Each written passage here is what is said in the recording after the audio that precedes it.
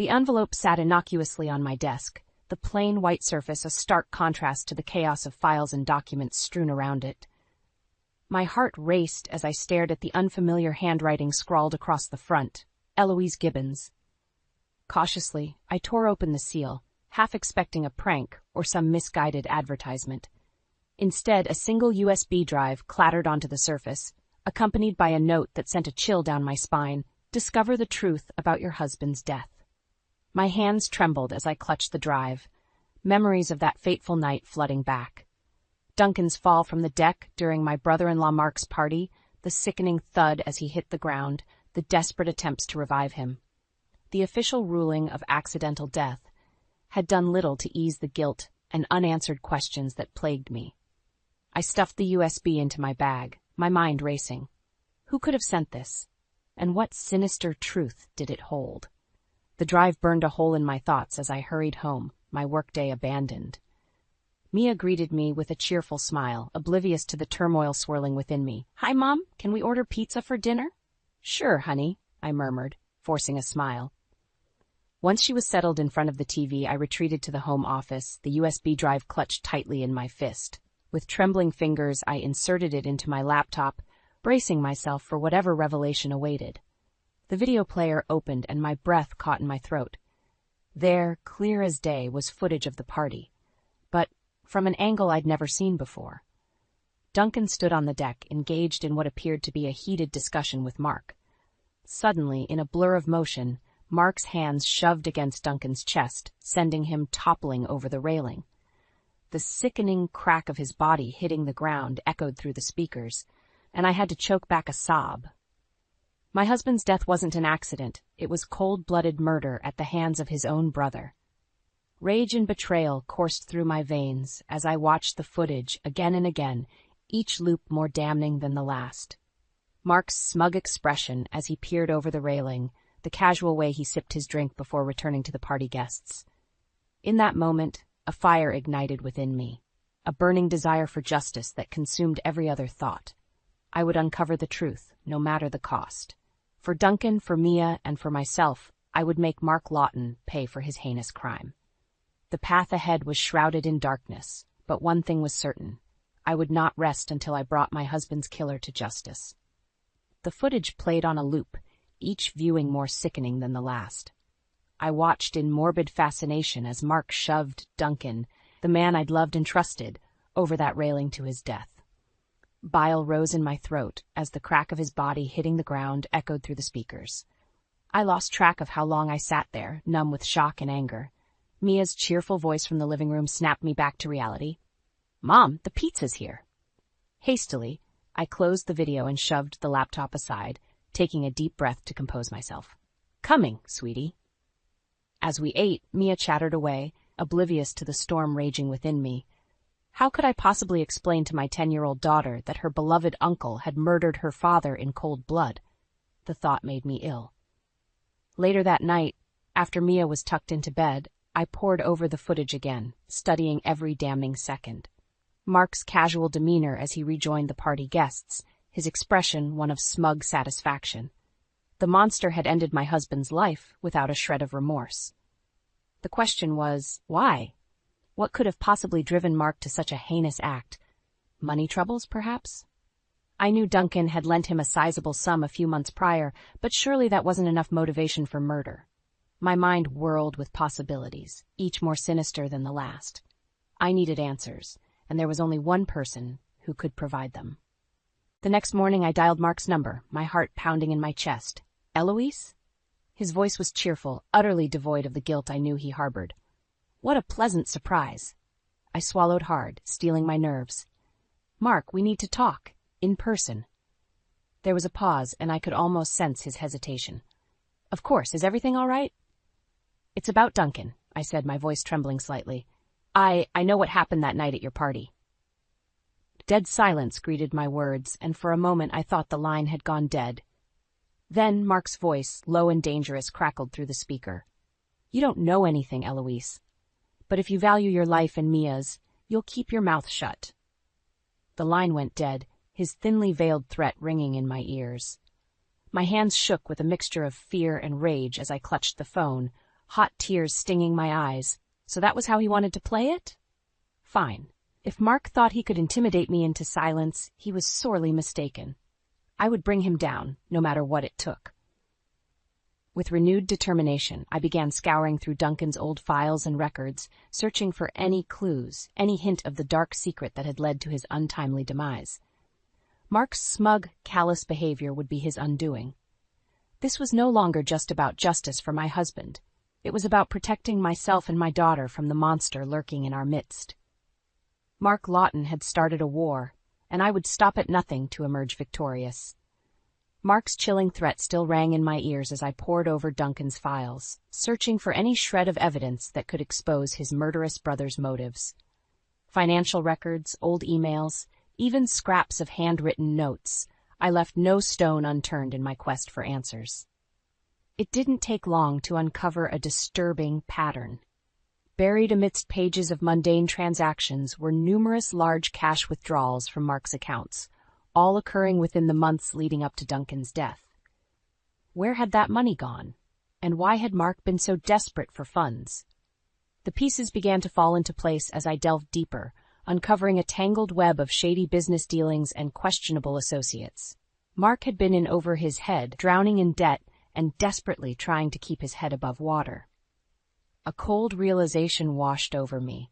My husband's death hadn't been a crime of passion, but a calculated act of greed and self-preservation. Mark had seen Duncan as his ticket out of financial ruin, and when my husband refused to bail him out further, he'd taken the ultimate step to secure his own future. Rage bubbled within me as I studied the evidence, each new discovery more damning than the last. This monster had taken the love of my life, all for the sake of money. He was going to pay for his sins, one way or another. Armed with my newfound knowledge, I began tailing Mark, determined to uncover every last sordid detail of his life. I followed him to seedy bars and underground gambling dens, watching as he schmoozed with an unsavory crowd of loan sharks and shady businessmen. This was the dark underbelly he'd been so desperate to keep hidden, the world that had ultimately led him to commit an unforgivable act. One night, as I discreetly observed him from across a dimly lit back alley, a burly figure approached Mark, his expression thunderous. "You're way behind on your payments, Lawton," the man growled, grabbing Mark by the lapels and slamming him against the brick wall. "I want my money, and I want it now." Mark's face paled, his usual bravado nowhere to be found. I'll have it for you soon, Polly, I swear. Just give me a little more time." Polly's meaty fist connected with Mark's jaw, sending him crumpling to the ground. "You've run out of time, pal. Either you pay up, or I start taking pieces off you and that pretty little family of yours." I recoiled in horror, clutching the steering wheel until my knuckles turned white. So not only was Mark a murderer, but he'd also entangled himself with ruthless criminals who wouldn't hesitate to harm Mia if he failed to settle his debts. As Polly stalked away, leaving Mark a whimpering mess on the pavement, a cold sense of determination washed over me. I would bring this monster down, no matter what it took. For Duncan, for Mia, and for every innocent life he'd put at risk with his selfish actions. Mark Lawton's reign of terror was about to come to an end, and I would be the one to deliver the final blow. The dimly lit cafe was a far cry from the upscale establishments Mark frequented, but it provided the perfect cover for my clandestine meeting. Jenna Lawton eyed me warily as I slid into the booth across from her, no doubt surprised by my request to meet in such a low-key locale. "I have to admit, Eloise, I wasn't sure if you'd show up," she began, her voice tinged with a mixture of curiosity and apprehension. I leveled my gaze at her, pushing aside the folder of incriminating evidence I'd compiled on her soon-to-be ex-husband. "I wouldn't have reached out if it wasn't important, Jenna." Her brow furrowed as she studied me. "Is everything okay? Has Mark done something to—" "Your husband is a lying, cheating murderer," I cut her off bluntly, watching as her eyes widened in shock. "And I have proof." Slowly, methodically, I laid out the damning evidence before her. The hidden camera footage of Mark shoving Duncan from the deck, the financial records detailing his mounting debts and desperate attempts to cover his tracks. As the gravity of the situation sank in, Jenna's face paled, her perfectly manicured fingers trembling against the tabletop. "Oh my God," she whispered, her voice barely audible. I knew he was up to no good, but I never imagined. Her eyes lifted to meet mine, shining with unshed tears. Thank you for telling me the truth, Eloise. I don't know what I would have done if... I reached across the table, covering her hand with my own in a rare moment of tenderness. We're going to make him pay for what he did, Jenna. I promise you that. A fire kindled behind her eyes as she gave a resolute nod. Whatever it takes. From that moment on, an unspoken bond was forged between us. Two women wronged by the same vile man, united in our quest for justice. We pored over the evidence together, formulating a plan to expose Mark's crimes and bring him to his knees. The weeks that followed were a whirlwind of clandestine meetings and meticulous planning. We knew we had to tread carefully, for Mark was already onto us and willing to go to dangerous lengths to protect his secrets. Finally, the night of our reckoning arrived, a high-profile charity gala that Mark was scheduled to attend. We had laid the perfect trap, planting an undercover videographer in the crowd and setting the stage for a very public confrontation. As Mark sauntered into the ballroom, all false bravado and empty smiles, my heart pounded in my chest. This was it, the moment we'd been waiting for. Jenna met my gaze from across the room, giving me a barely perceptible nod. Steeling my nerves, I strode towards him, the folder of evidence clutched tightly in my hand. "Hello, Mark," I greeted him coolly, ignoring the surprised murmurs from nearby guests. "I think it's time we had a little chat about Duncan, don't you?" His eyes narrowed as he registered my presence, his polished facade cracking ever so slightly. "Eloise, this is hardly the place." "Save it," I spat, throwing the folder at his feet and watching as the incriminating contents spilled out for all to see. "We know what you did, you sick bastard." The ballroom had fallen deathly silent, every eye trained on our confrontation. Jenna stepped forward, her expression a mask of cold fury as she leveled her gaze at her soon-to-be ex-husband. "How could you, Mark?" she demanded, her voice cracking with pained emotion. "How could you kill your own brother, lie to all of us, just for a quick buck?" Mark's eyes darted frantically between us, his usual bravado evaporating in the face of our united front. As the damning evidence played out on the videographer's camera for all to see, his shoulders sagged in defeat. All right, he snarled, his hands raised in surrender. "You want the truth? Fine, I was drowning in debt, okay? I needed Duncan's money to keep my head above water, but that self-righteous prick wouldn't lift a finger to help me. So I took matters into my own hands." A collective gasp rippled through the crowd as the gravity of his confession sank in. Jenna's hand flew to her mouth, tears streaming down her cheeks, while I fought to keep my composure in the face of such despicable evil. In that moment, as the world watched Mark Lawton's sickening unraveling, I knew our quest for justice had been achieved. The monster who had torn our lives apart was finally exposed, left to face the consequences of his unforgivable actions. And as I locked eyes with the man who had once been my brother-in-law, I felt no pity, only a grim sense of satisfaction that his reign of terror was finally over. The ballroom erupted into chaos the moment Mark's damning confession left his lips. Shouts of outrage and disbelief echoed off the marble walls as guests recoiled in horror, drinks and hors d'oeuvres clattering to the floor in the pandemonium. In the center of the storm stood Mark, his face contorted into a mask of rage and desperation as he whirled to face the undercover videographer, capturing every sordid detail. "You set me up, you bitches," he snarled, rounding on Jenna and me with balled fists.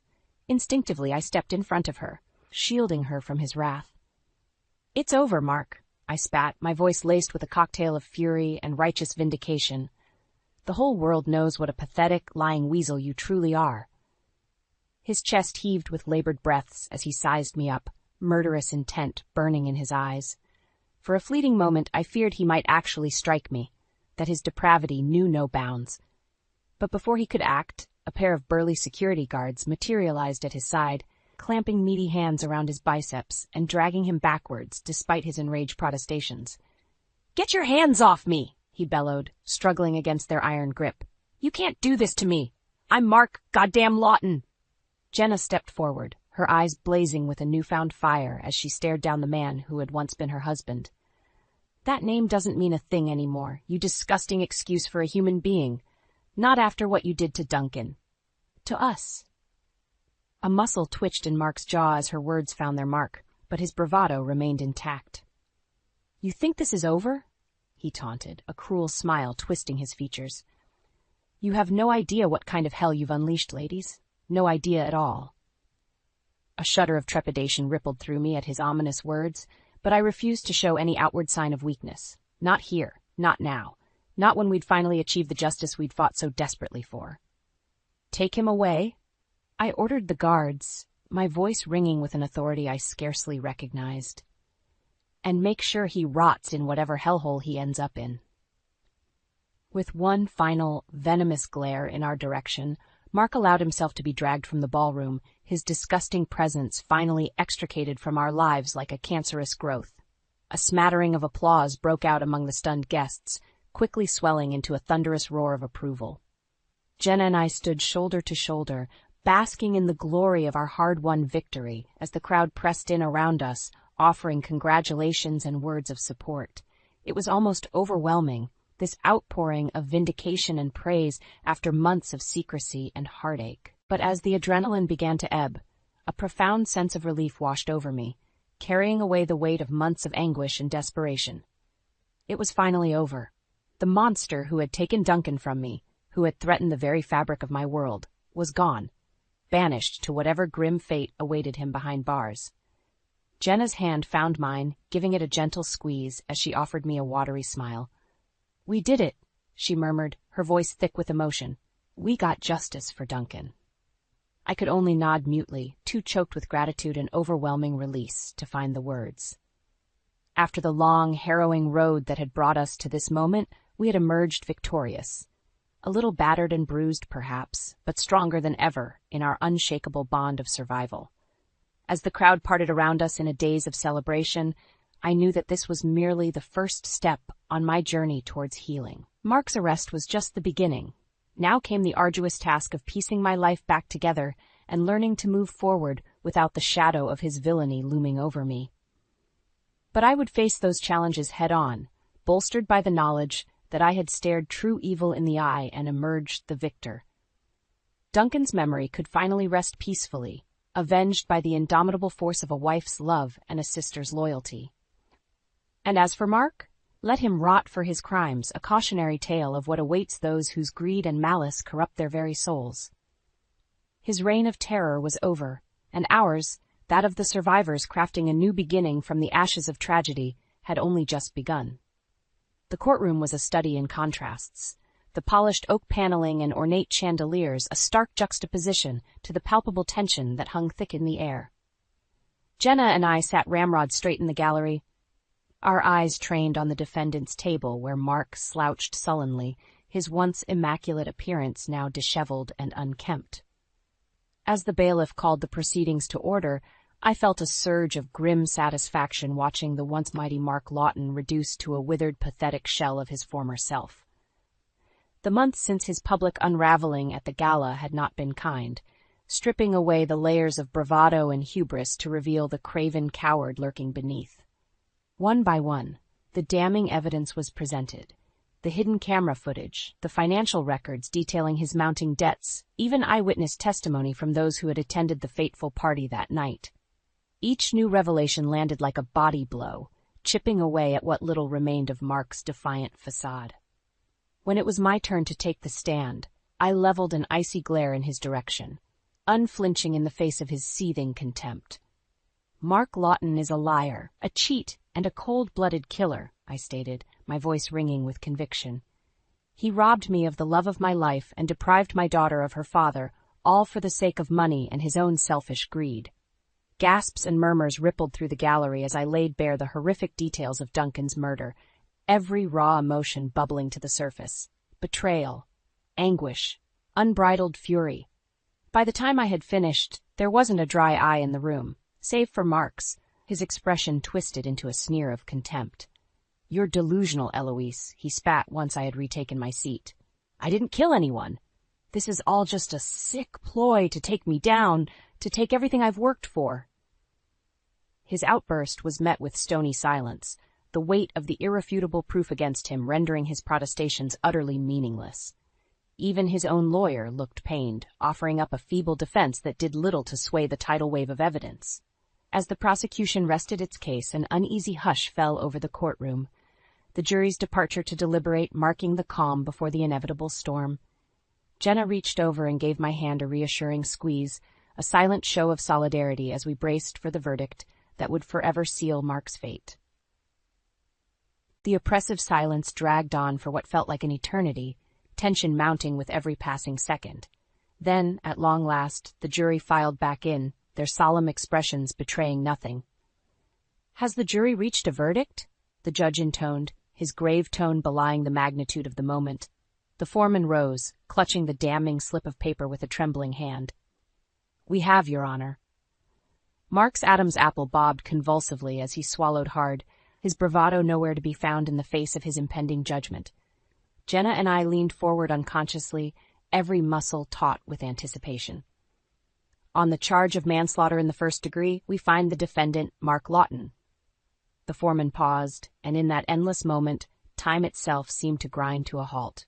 "Guilty." A collective exhalation swept through the courtroom as the weight of the word settled upon Mark's hunched shoulders. Guilty. No more denials, no more desperate attempts to wriggle free from the vice of his own misdeeds. He was well and truly caught, the bloody consequences of his greed and malice laid bare for all to see. Jenna dissolved into tears beside me, grief and relief intermingling in a dizzying maelstrom of emotion.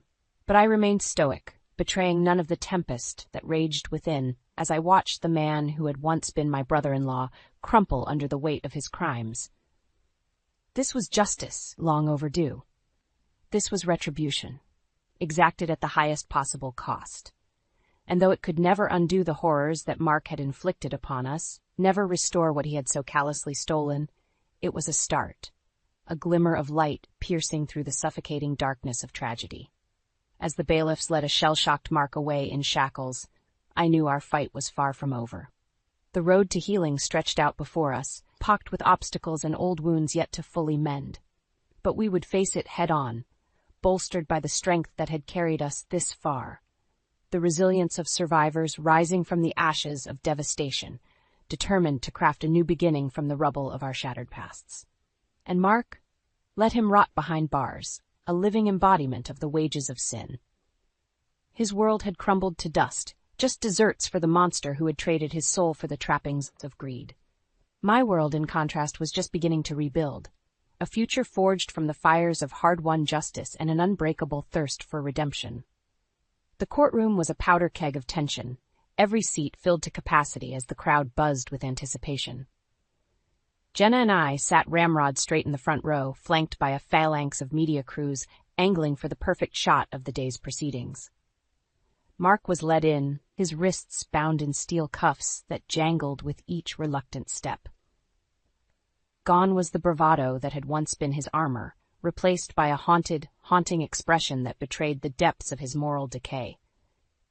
As the bailiff called for order, a hush fell over the gallery, a suffocating silence that seemed to press in from all sides. Even the spectators' breathing grew shallow, as if the entire room was holding its collective breath. The judge's entrance was heralded by a sharp rap of the gavel, the staccato sound cutting through the tension like a knife. He was an imposing figure, his stern countenance betraying none of the gravity of the moment as he cast his gaze over the courtroom. "Mark Lawton," he intoned, his voice ringing with solemn authority. "This court has found you guilty of manslaughter in the first degree, as well as numerous counts of fraud, tax evasion, and racketeering. In light of the overwhelming evidence presented and the callous nature of your crimes, I am left with little recourse but to impose the harshest possible sentence." A strangled gasp escaped Mark's lips as the weight of the judge's words settled upon his shoulders. Beside me, Jenna's fingers dug into the meat of my arm, her knuckles white with barely suppressed emotion. "For the premeditated murder of your own brother, Duncan Gibbons, I hereby sentence you to 35 years in a maximum security prison with no possibility of parole." A ripple of murmurs cascaded through the crowd, quickly swelling into a roar of approval as the reality of Mark's fate sank in. He would spend the remainder of his days behind bars, a lifetime of regret and self-loathing his only company. Furthermore, the judge continued, his voice cutting through the din like a steel blade, you are ordered to pay restitution in the amount of $10 million to Mrs. Eloise Gibbons and her daughter, Mia, compensation for the grievous suffering you have inflicted upon this family through your reprehensible actions. My heart stuttered in my chest as the judge's words washed over me. $10 million, more than enough to ensure a lifetime of financial security for Mia and I, a future free from the specter of want that had haunted us since Duncan's passing. Mark, however, reacted as if he'd been struck, his face contorting into a mask of impotent rage. You can't do this to me, he bellowed, surging forward against the restraining grip of the bailiffs. I'm Mark goddamn Lawton. I'm owed that money, that life. The judge's eyes narrowed to mere slits as he glared down his nose at the pathetic figure before him. You are owed nothing, Mr. Lawton, save for the consequences of your own vile deeds. This ruling is final and binding. You would be wise to accept it with what little dignity remains to you.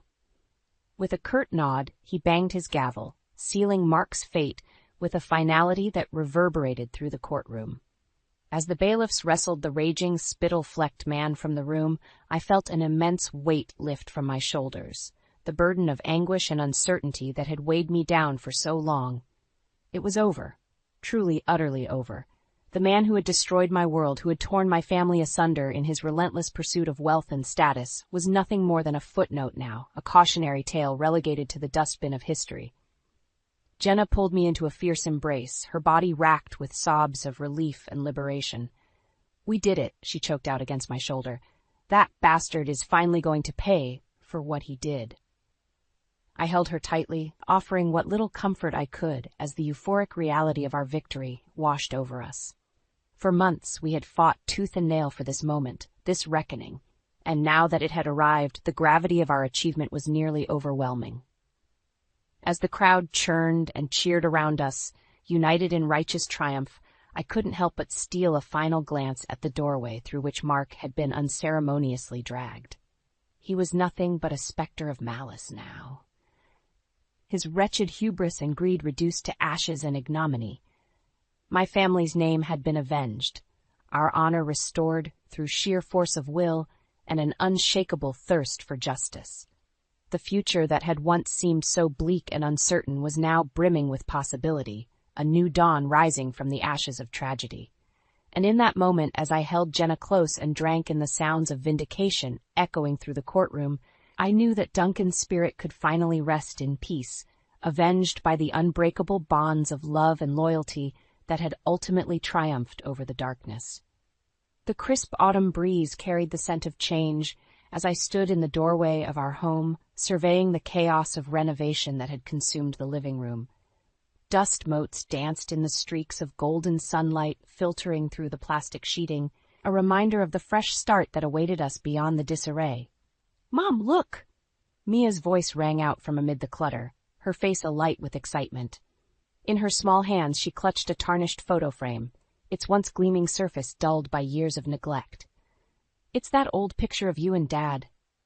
A pang of bittersweet nostalgia tugged at my heart as I crossed the room to join her, gently taking the frame from her grasp. Duncan's warm smile beamed back at me, an echo of happier times before the darkness had descended upon our lives. "He would be so proud of you, you know," I murmured, brushing a stray lock of hair from Mia's forehead, "of the incredible young woman you've become, in spite of everything we've been through." Her eyes shone with a mixture of joy and melancholy as she leaned into my embrace. "I miss him every day, Mom, but at least now we can finally start to heal, right? To move forward, like he would have wanted." I blinked back the tears that threatened to spill over, overwhelmed by the depth of her wisdom and resilience. After months, years even, of suffocating anguish and upheaval, we had finally reached the other side, battered but unbroken. "You're right, honey," I said, pressing a tender kiss to the crown of her head. "It's a new beginning for us, a chance to build something beautiful from the wreckage of the past."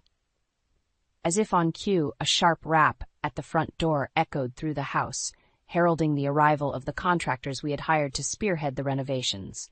I cast one final, lingering glance at Duncan's image before gently setting the frame aside. "Why don't you go get started on your homework?" I suggested, offering Mia an encouraging smile. "I'll handle the crew, and we can order your favorite pizza for dinner, okay?" Her face lit up at the prospect, and she scampered off towards her bedroom without a second thought, the burdens of grief and trauma momentarily forgotten in the simple joys of childhood. With a fortifying breath, I turned to greet the contractor, steeling myself for the onslaught of chaos and disruption that would surely follow. But this time, I wasn't dreading the upheaval. I was embracing it, welcoming the opportunity to reshape our living space into a sanctuary untainted by the specter of Mark's villainy. Over the next few weeks, our home became a whirlwind of activity, a hive of bustling workers and the incessant drone of power tools.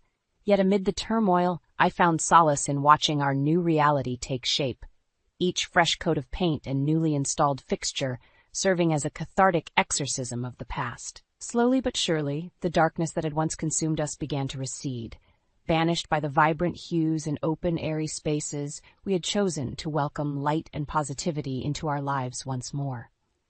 And then, one crisp autumn morning, it was finally finished. The last vestige of the old, haunted house stripped away to reveal the stunning oasis we had crafted from the ashes. As I wandered through the transformed rooms, running my fingertips along the sleek countertops and basking in the warm, natural light, a profound sense of peace washed over me. This was our new beginning, our fresh start, a haven forged from the fires of adversity and an unshakable thirst for healing. The specter of Mark's betrayal still lingered in the shadows, a wound that would never fully close, but its grip on us had finally been broken. As Mia bounded through the door after school, her delighted squeals echoing off the pristine walls, I knew that we had achieved something truly remarkable. Not just a physical transformation, but a metamorphosis of the spirit, an evolution from victims to survivors to warriors reborn. In that moment, I silently paid tribute to Duncan's memory, to the man whose love and sacrifice had been the catalyst for our extraordinary journey. Though he was gone, his essence lived on in the strength and resilience that had carried us through our darkest days, and in the unbreakable bond between mother and daughter that not even the most heinous evil could sever. The road ahead would be long, paved with endless ups and downs and old wounds yet to fully heal. But we would face it head-on, bolstered by the knowledge that we had already slain the greatest demon of all, and emerged victorious, our spirits intact and our futures brimming with endless possibility.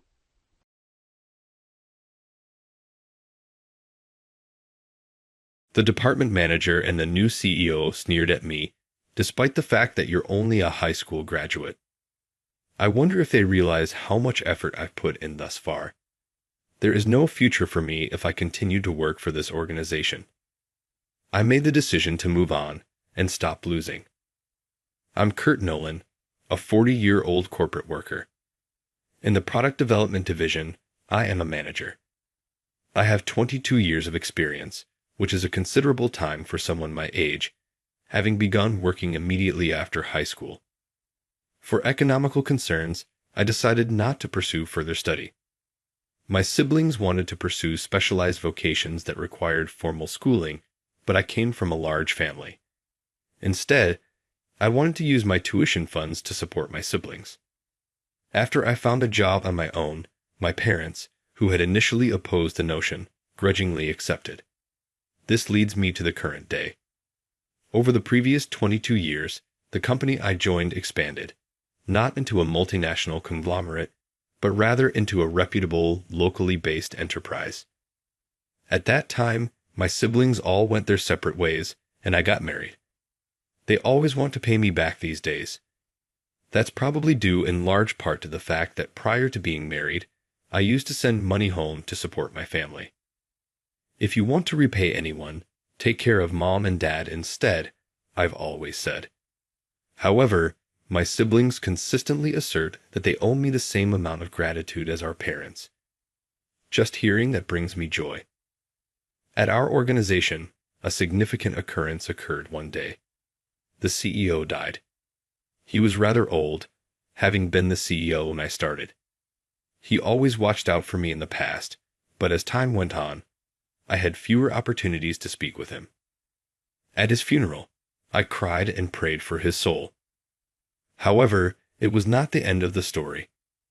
A new CEO, who was quite a character, took over shortly after his death. He was a highly educated elite and the son of the late CEO. They claimed that he trained at companies abroad and obtained a great deal of experience. There was nothing wrong with the sound now. It would indeed be reasonable to have high expectations for the next CEO. The second event happened during a tour of the firm building by Mr. Anderson, the new CEO. He had spent so much time working overseas that he was unfamiliar with the layout of the headquarters. He stated that in order to have a comprehensive picture, he wished to examine every section individually. I started to respect Mr. Anderson at this point. As one might expect from the son of the former CEO, I thought, "Kurt, stop spacing out. Mr. Anderson is visiting today. Shape up." While I was sitting at my desk thinking about Mr. Anderson, a loud voice suddenly interrupted me. At the same time, I felt a sharp thump on my back, causing me to frown instinctively. I looked up and saw a man smirking down at me. "David, that hurt."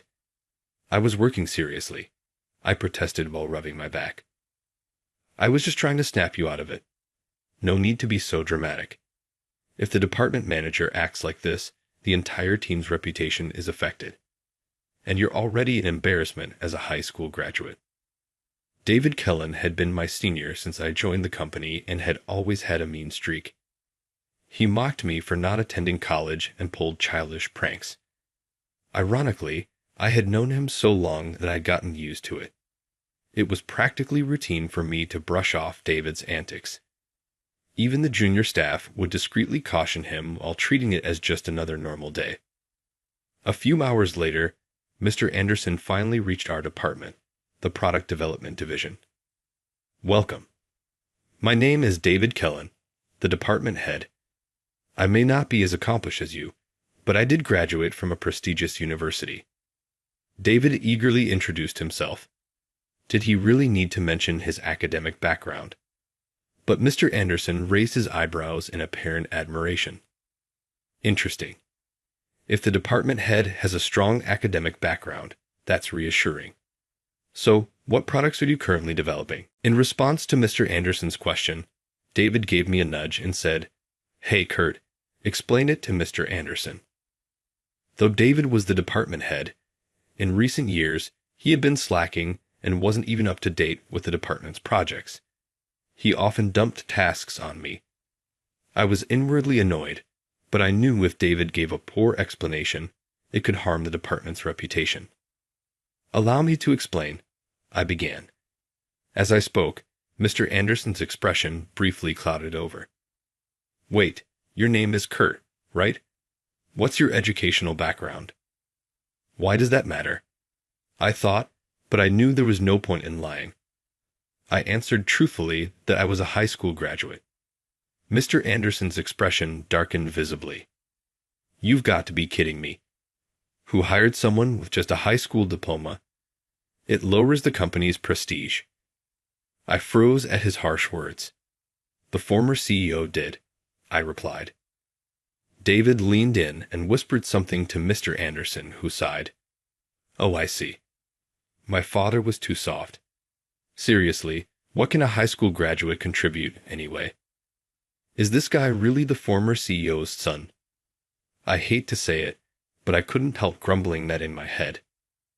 One of my subordinates, who usually stands up for me when David messes around, stepped forward and said, with all due respect, as if about to challenge Mr. Anderson. I quickly stopped him.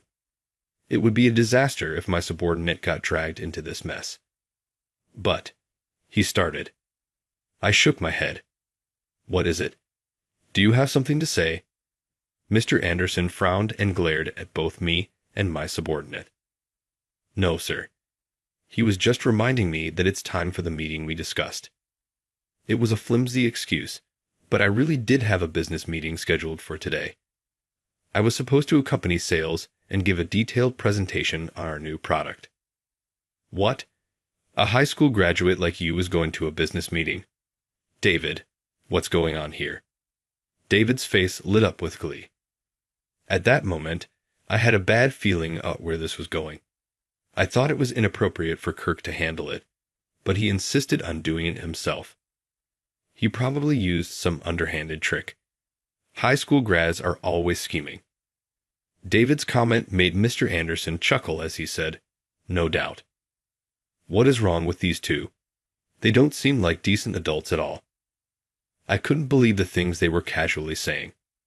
Then Mr. Anderson made an outrageous statement as the CEO, giving an order. "David, you go to the meeting instead. We can't entrust something this important to a high school graduate." "Yes, sir. And while we're at it, let's fire CT today." "Good idea. I approve. We don't need someone from the bottom of the barrel in this company." Is this really happening in a modern-day workplace? It was so absurd that I thought I might be dreaming.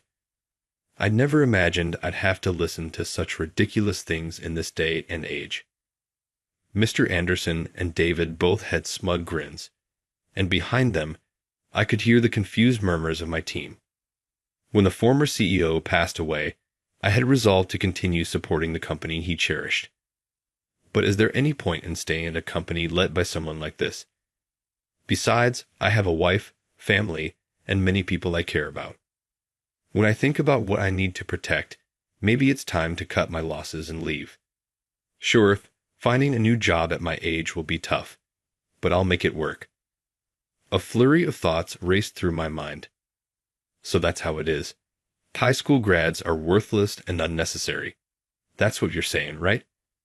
I murmured as if confirming. I've been saying that from the start. Exactly. This is what happens with people who lack a proper education. David exaggeratedly nodded in agreement, buttering up Mr. Anderson.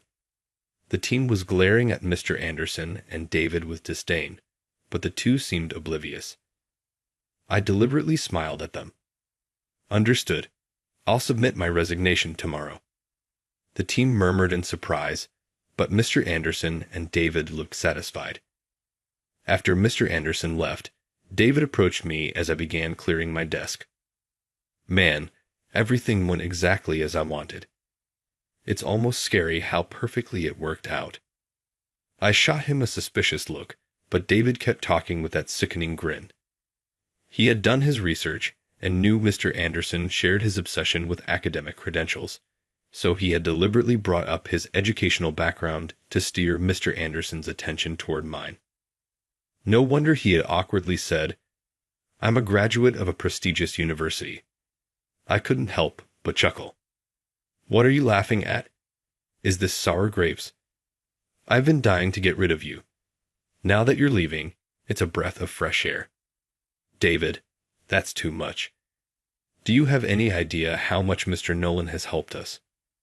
One of my subordinates raised his voice in protest. More and more voices chimed in with shouts of, "Yeah, that's right. Enough. Quiet down." David yelled in an attempt to silence them, but the dissatisfaction of the team didn't subside. I had a feeling I wasn't the only one considering leaving. Sensing their sentiments, I stepped in to calm them down. "Everyone, I'm really grateful for your support. If I could, I would love to keep working with all of you. Thank you for everything." When I said this, some of my team members teared up, calling out, "Kurt." David, now completely isolated, snorted and continued glaring at me until the end. A year later, a year after my resignation, I was working at my new job. My parents back home knew I'd quit, and my brother helped me find a new position. My new role was also in product development, so I adjusted to the work quickly.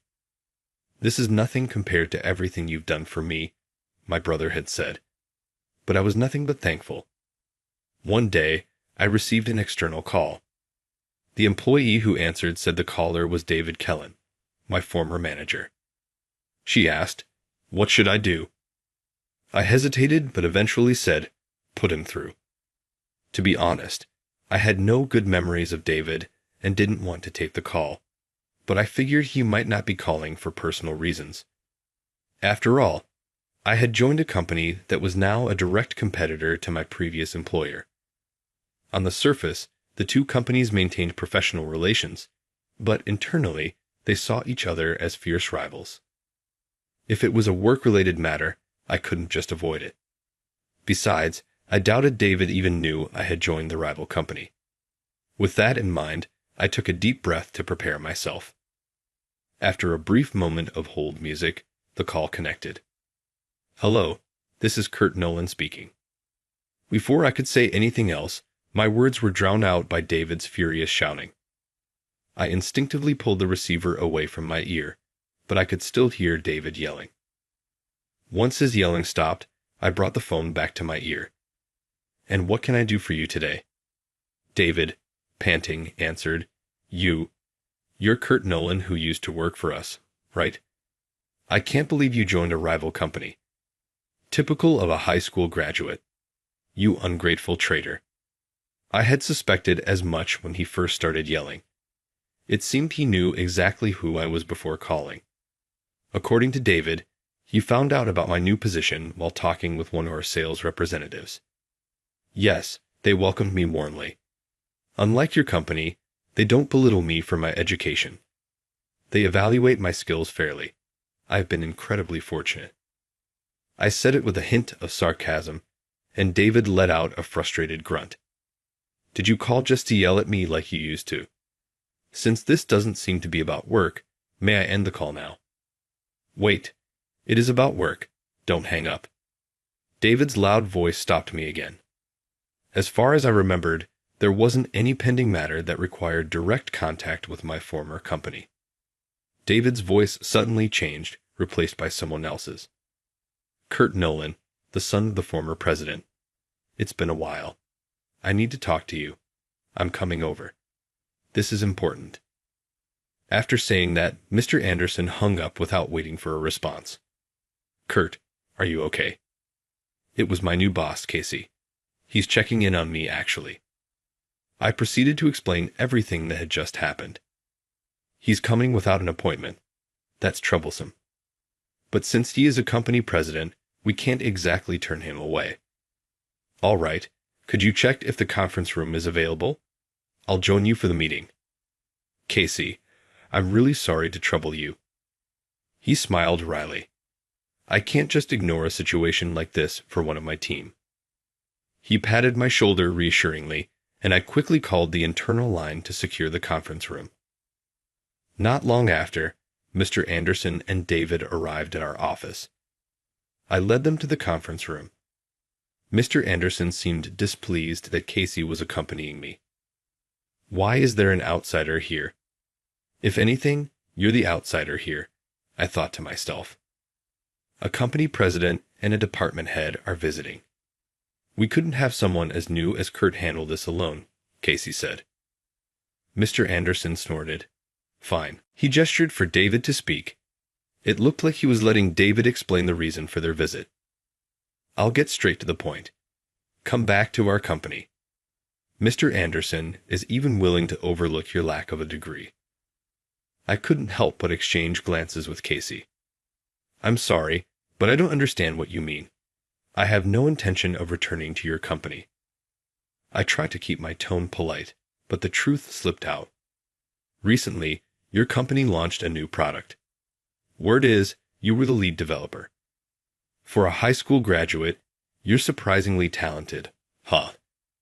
I nodded at Mr. Anderson's words.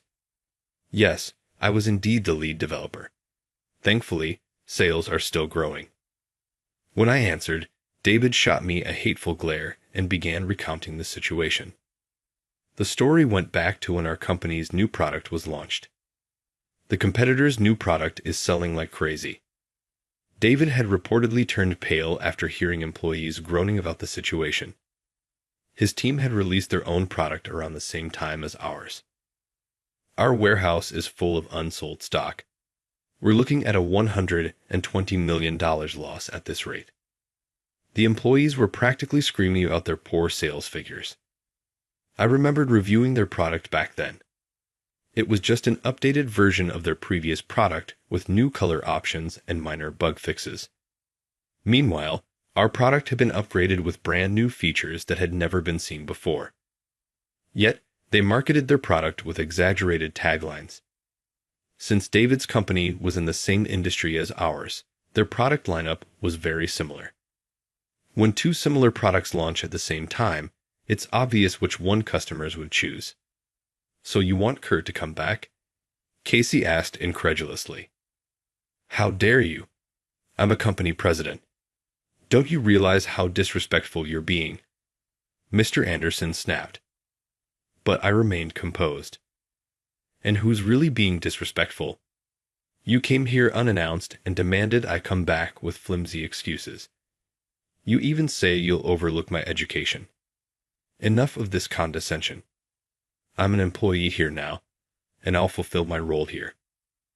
My statement made both Mr. Anderson and David turn red with anger. "You're just a high school graduate. Do you even know who you're talking to?" Casey stared at Mr. Anderson and David with a cold, disapproving gaze. Standing beside him, I spoke clearly. "This obsession with someone's academic background. It's time to let that go. Think carefully about what your father envisioned for the company's future." Then I turned to David. "And you, David, you've always treated me badly because of my background. But how about you? Your only claim to fame is your degree. Do your subordinates really look up to you?" My words left both Mr. Anderson and David speechless. Casey, who had been quietly observing, spoke up. "We'll be reporting all of this to our company's CEO. I'd assume you're aware that your actions will affect how we handle future dealings." "Damn it, we're leaving, David." Mr. Anderson shot to his feet and stormed out of the room. David, pale and flustered, hurried after him. It was like a whirlwind, but I felt oddly relieved to have said everything I needed to say. A few more years passed. Word in the industry was that Mr. Anderson and David were no longer with the company. Mr. Anderson had been ousted for losing the shareholders' trust due to his reckless management. A new CEO was appointed by the shareholders, and the company had moved on. David had reportedly been dismissed for misconduct, including harassment of his subordinates and his failures in product development. As for me, I was awarded by my new CEO for my contributions and had since been promoted to assistant director. I'm grateful to my brother for introducing me to this company. Although I have moved up in rank, I aspire to be a leader who doesn't judge people solely by surface-level information, unlike Mr. Anderson and David.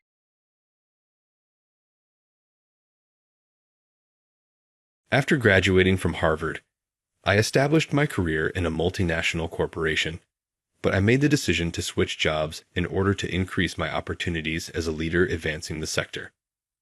"Huh, sounds tough," was my hesitant reply. She scoffed with laughter and went on. "How about you? Are you still leading that stereotyped life at the bottom of the barrel? You've put in a lot of effort since middle school, but I told you that fate is beyond your control. It's obvious that Ariana meant to make fun of me." The employee in charge of today's interview entered the office as the door opened. "You're there. Mr. Overton, the interview is about to begin. You can call me Eugene Overton. My age is 32. I get coated in mud and wear work clothes every day. Assume that I work in the construction industry. I labor on-site from dawn to night, and the vibrations from the equipment have made my arms and back ache. Although my life isn't particularly glamorous, I'm proud of what I do. Hey, buddy, have you heard? Simon's Holdings Hair is getting married." "Oh, I see. That's quite amazing news. And the bride is a famous person. She is Kraft International's daughter." I looked up automatically when I heard that name. "Kraft, you know her." "Nah, just a little. I grew up in a small town in the country. In essence, my father's business, Overton Construction, was a small-town workshop that constructed houses and worked on small construction projects. Me, my younger brother Sean, and our parents were the only four of us. My mother was happy and industrious, and my father was silent and unyielding. We led a simple but contented existence. Sean interrupted me as I sat at a little desk in the office. I had known my father had been a workaholic since I could remember. He would depart early and return home late at night. He was obsessed with invoices and blueprints, even on his days off. The sound of cutting and the sparks from welding steel beams were constants in my early recollections. I used to dream of being a craftsman like my father after seeing him at work. I was inspired to do something equally meaningful after witnessing the happiness of people in the houses and structures he constructed.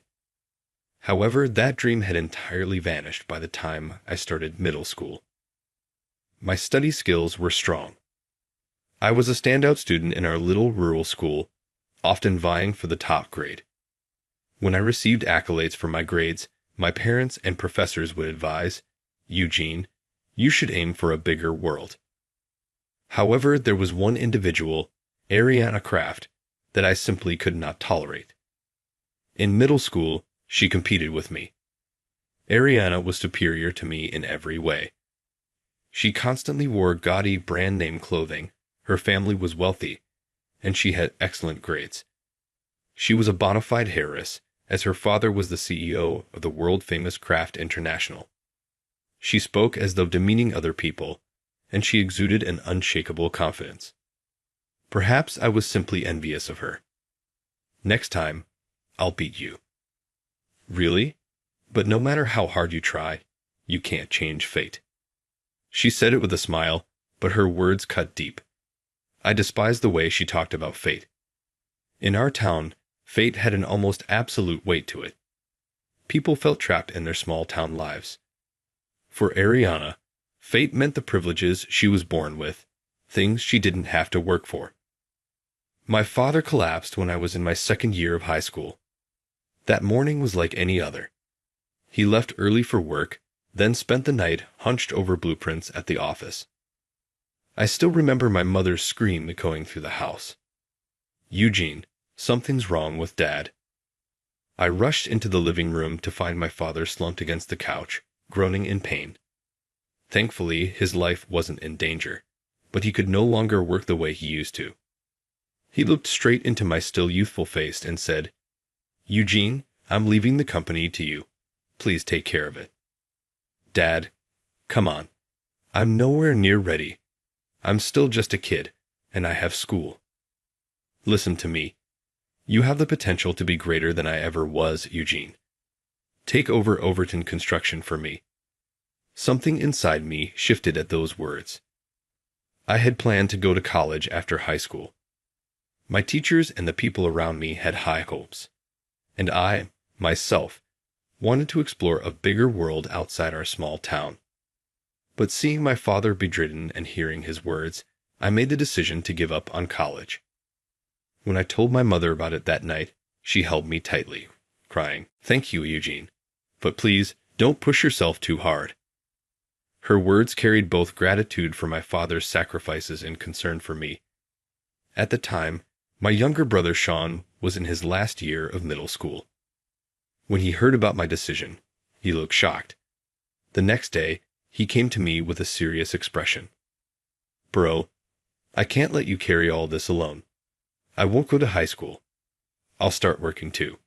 I'll even sell my trombone." His words stunned me. That trombone meant everything to him. When Sean started middle school, he joined the concert band. Honestly, both Dad and I were surprised. Dad frowned and said, "Why music of all things?" But Sean was more determined than ever. "Dad, I have a favor to ask. I want a trombone." He had been playing the trombone in band practice and wanted one of his own. That was the first time I saw Sean openly express what he wanted. He had always been the kind of kid who held back, watching our faces before asking for anything. So when he finally said he wanted a trombone, I felt happy for him. "Dad, let's get it for him, please." Dad hesitated, but eventually nodded. "If you think it's a good idea, then fine." That was the first thing Sean ever had that truly belonged to him. After that, he practiced every day.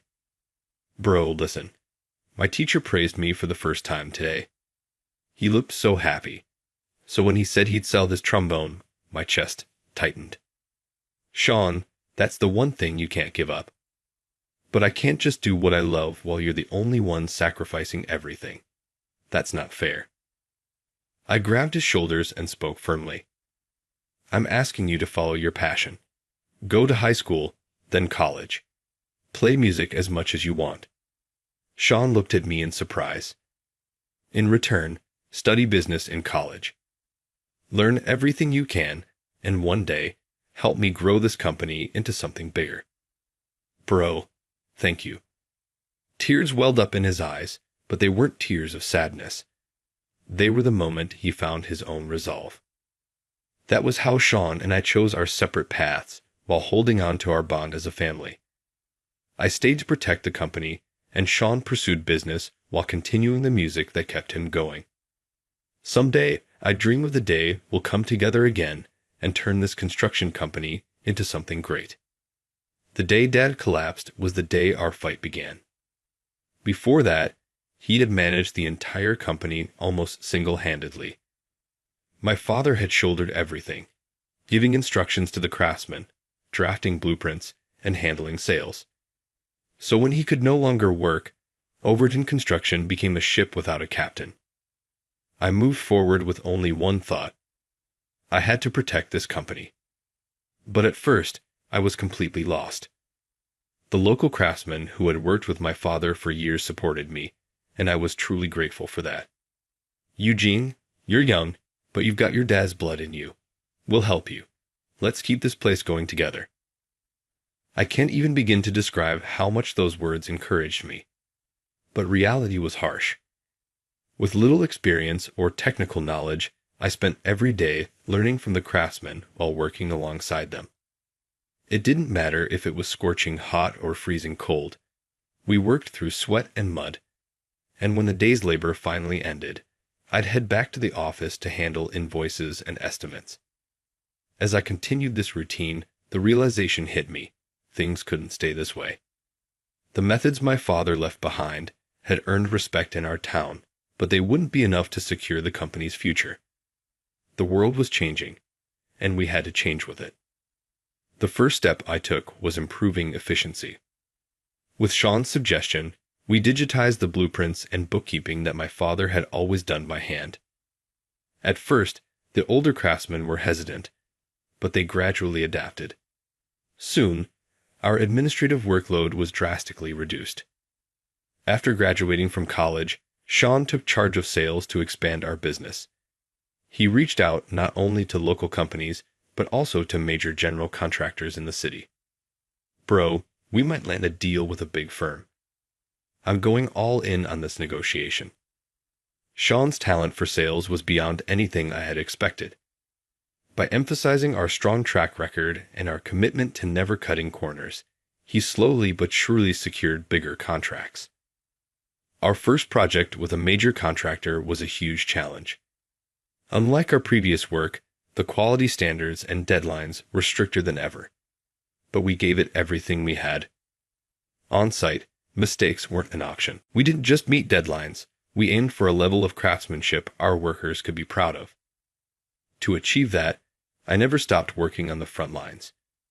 No matter how big the company grew, I refused to become a boss who didn't understand the struggles of the job. I wanted to stay on the same level as my workers, to hear their concerns firsthand, and to find immediate solutions when problems arose. That dedication paid off. We gained the trust of major contractors, and the name Overton Construction began to spread beyond just local word of mouth.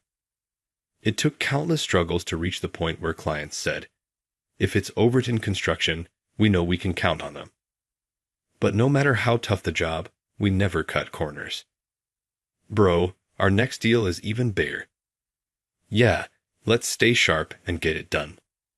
One by one, we gave our all to every project. That built trust, which led to more jobs, and in turn, the company grew. We hired more employees. My own workload increased. I had more meetings, more desk work, but I never stopped going to the job sites, wearing my work clothes and getting covered in dirt. That's where I started. By being on site, I could understand the workers' struggles firsthand. Working alongside them built trust, and that unity made us stronger as a team. Growing the company was important, but above all, I never wanted to forget the heart of the work.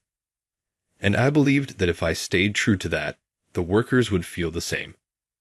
Overton Construction wasn't just mine and Sean's. It belonged to everyone who worked here. I wanted to make this a company we could all be proud of. With that in my heart, I put on my work clothes again today and headed to the site. That evening, after finishing up on the job site, I stepped outside the office for a quick break. The moment I pulled a cigarette from my pocket and lit it, a familiar voice suddenly cut through the air.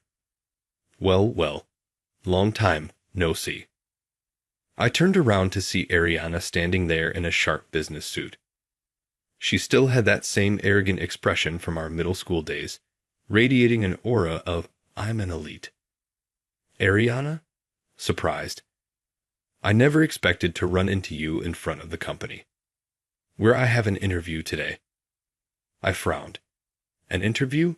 What do you mean? Oh, you haven't heard. It's Overtech Corporation, a fast-growing construction startup. It's making waves as an innovative leader in the industry. Overtech Corporation. I had been hearing that name more often lately, but I never imagined Ariana would be interviewing there. I built my career at a multinational corporation after graduating from Harvard. But I decided to change jobs to expand my possibilities as a leader, driving the industry forward.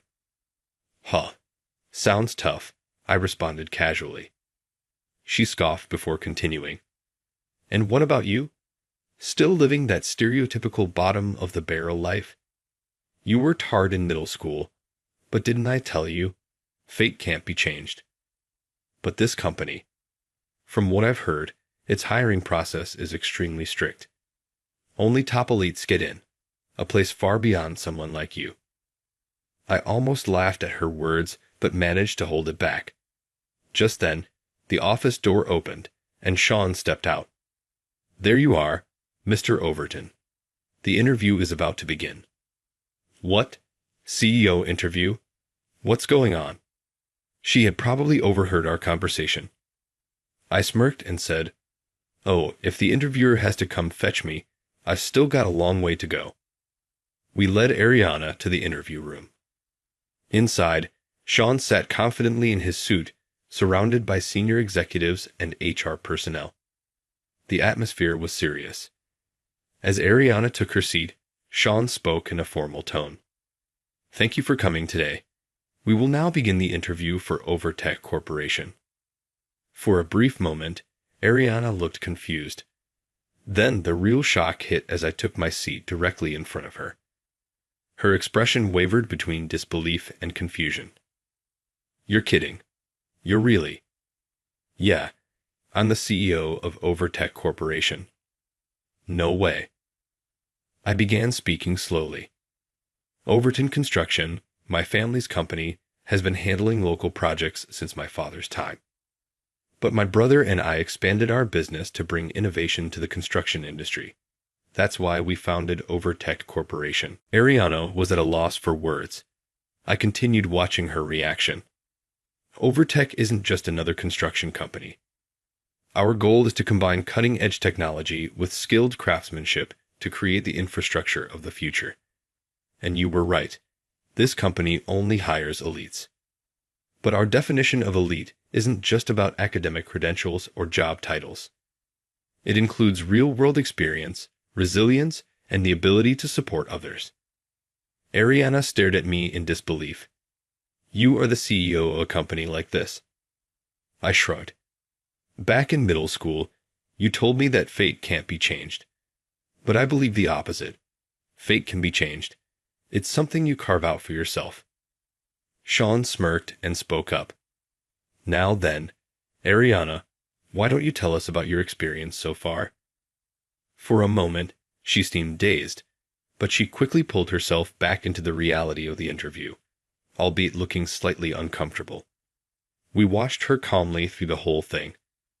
As the interview progressed, Ariana tried to maintain her composure, but her unease was obvious. After the HR panel had finished their questions, I spoke again. Ariana, earlier you said you came here to expand your possibilities. What exactly do you want to achieve at this company? Oh, well, I want to leverage my experience to contribute to the company's growth through business strategy and a global perspective. I see. But Overtech Corporation doesn't run on theories alone. People who don't understand the realities of the sites get exposed quickly. If you want to be a part of this company, you need to understand what's happening on the sites first. The sites. Yeah, and it won't be easy. You'd have to ditch the suit, put on work clothes, and be ready to get covered in dirt. If you're willing to spend the first 3 months working on-site as part of your training, I'll consider hiring you. Ariana stared at me, a mix of shock and hesitation on her face. Wait, bro, seriously? She was mocking you just a minute ago for wearing work clothes. You really think she can handle working on-site? Ariana clenched her teeth. I sincerely apologize for my previous remarks. I will participate in the on-site training, so I ask for your consideration. A few days later, as part of her interview process, Ariana joined the site training. She started with simple tasks, but it was obvious she was out of her element. The workers eyed her skeptically. Mr. Overton, are you sure about this? She looks like she belongs in a high-end office, not on a construction site. That depends on her. We'll see soon enough if she's all talk. Even as I said that, a small part of me held some expectations for Ariana. I knew her pride and competitive nature from our school days. If channeled right, those traits could serve her well here too. However, by the end of the first day, Ariana's work clothes were covered in mud, and exhaustion was evident on her face. But as she left, she turned to me and said, "I'll be back tomorrow." Oh, that's good to hear. As the days went by, she gradually adapted to the site. At first, she reluctantly did cleaning and carried tools, but over time, she started following instructions properly. The workers' attitudes toward her began to soften. One day, she tried lifting the heavy load on her own, failed, and fell backward onto the ground. Sean, who had been working nearby, extended a hand to her. "Hey, don't push yourself too hard. You okay?" "Thanks, but if I don't do it myself, I won't earn anyone's respect." Sean raised an eyebrow at her response, then chuckled. "You've got guts. Keep that up, and maybe even my brother will acknowledge you." "Mr. Overton. He's strict, isn't he?" "Yeah, but that's because he believes in the on-site work. He thinks the real reward in this job comes from seeing something you build help others. That's why he doesn't acknowledge just anyone. But if you don't give up, they'll always lend a hand." Ariana fell silent, lost in thought as she listened to Sean. Memories of our middle school days surfaced. We had always competed for the top rank in class, especially in math and science. We would challenge each other's answers and even get into heated debate. Her hands trembled, and her face turned red. But even then, she refused to ask for help. I walked over to her desk without hesitation. "Hey, let me see that. Wait, your pattern's off from the start and your thread's running the wrong way. I don't need help.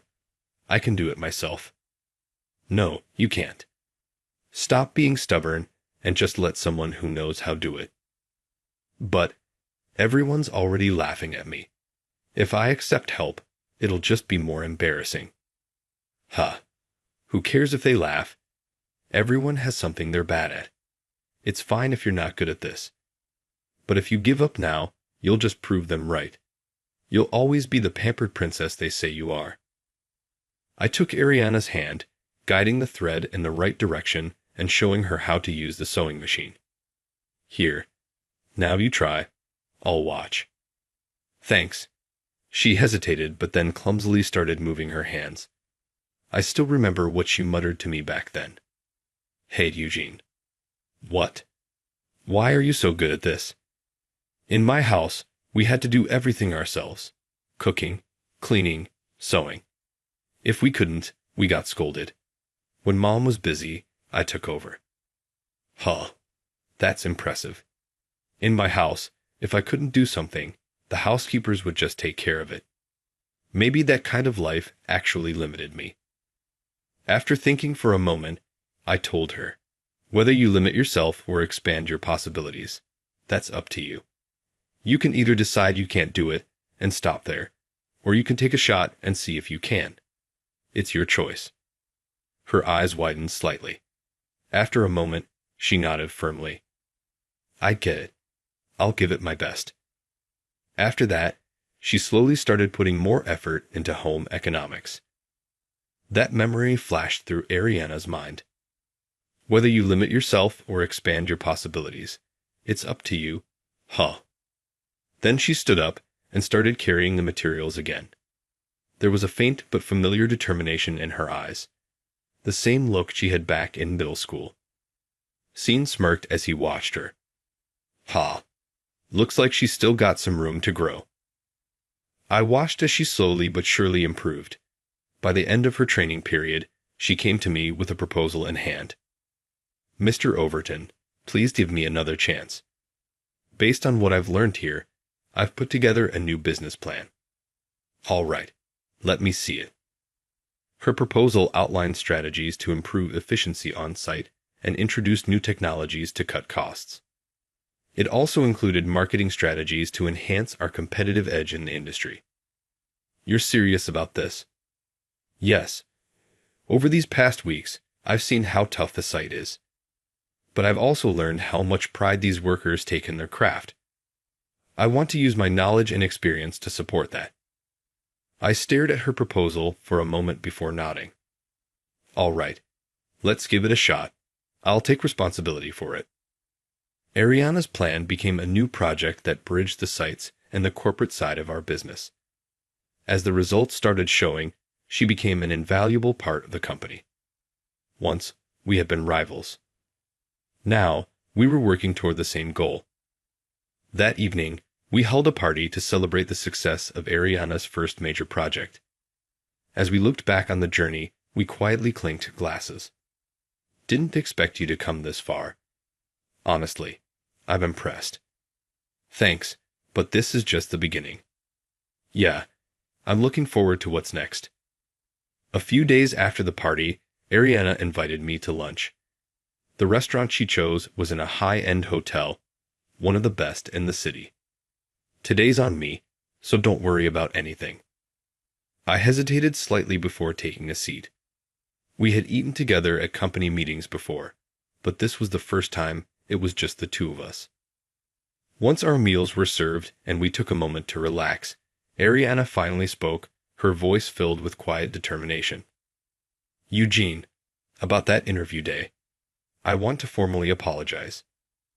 I blinked, surprised. I had thought it was all in the past, but Ariana's expression was completely serious. You don't have to. I don't hold a grudge. You had your own struggles too, right? Even so, I said awful things that day. Looking back, I realized how arrogant I was and how small my world really was. She took a sip of tea, her gaze steady as she continued. I graduated from university, got a job at the company my parents chose for me, and was set to marry the fiancé they selected.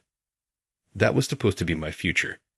But one day, I suddenly realized, why did I work so hard in school? What was I really living for? I remained silent, listening to her words. At that moment, I suddenly remembered something from middle school. Do you remember that home economics class when you taught me how to sew? Oh yeah, I remember. You were on the verge of tears because you messed up the stitches, right? That's right. And you told me, it's okay to fail. Just try again. If you do, it'll become your strength. Ariana smiled nostalgically, but for a brief moment, I saw tears glistening in her eyes. I never forgot those words.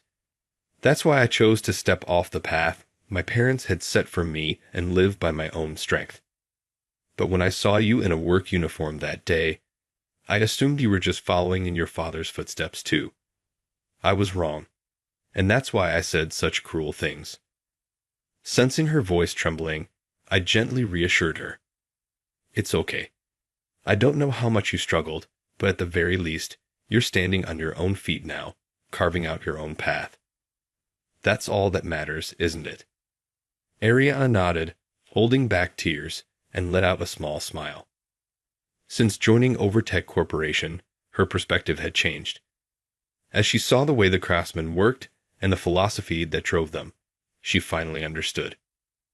Working here made me realize what it truly means to build your own future with your own hands. That's why I've decided to break off my engagement. I was caught off guard by her sudden confession. Are you sure? Your parents won't take that lightly, will they? I know, but I'm not afraid anymore. Seeing the people here, I realized I want to be stronger. No matter what my parents think, I'm choosing my own path. There was a conviction in her voice that I had never heard before. Then I'll support you. It's your decision. Thank you. Her face showed no hesitation. People can change. Watching Ariana, I was reminded of that fact. And at that moment, I reaffirmed my own determination to keep pushing forward. As we enjoyed our meal, lingering in the conversation, a voice suddenly rang out from the entrance. Ariana, I knew I'd find you here. The moment I saw the man standing there, I immediately knew who he was. A young man in a tailored suit, a sharp face, a luxury watch, and expensive shoes. Yan Simons, Ariana's fiancé. Ariana froze in place, visibly shaken. Yan, what are you doing here? Yan smirked as he approached. What do you mean? It wasn't hard to track your movements. You abandoned your responsibilities as my fiancé, and I was curious to see what you were doing in a place like this. His gaze shifted to me. And here you are with a man covered in dirt. That's not like you, Ariana. His words were laced with mockery, but I didn't flinch. I met his stare head-on, and spoke calmly. I'm Eugene Overton, Ariana's colleague. And you? What brings you here? Yan scoffed. I am her fiancé and the next president of Simons Holdings. Unlike you, I belong to a different world. Ariana immediately spoke up. Yan, stop it. Eugene has nothing to do with this. But he ignored her and continued. Ariana, enough of this nonsense. Stop wasting your time here. You have a much more important role to fulfill, becoming my wife. Ariana's face paled, yet I didn't glare at Yan.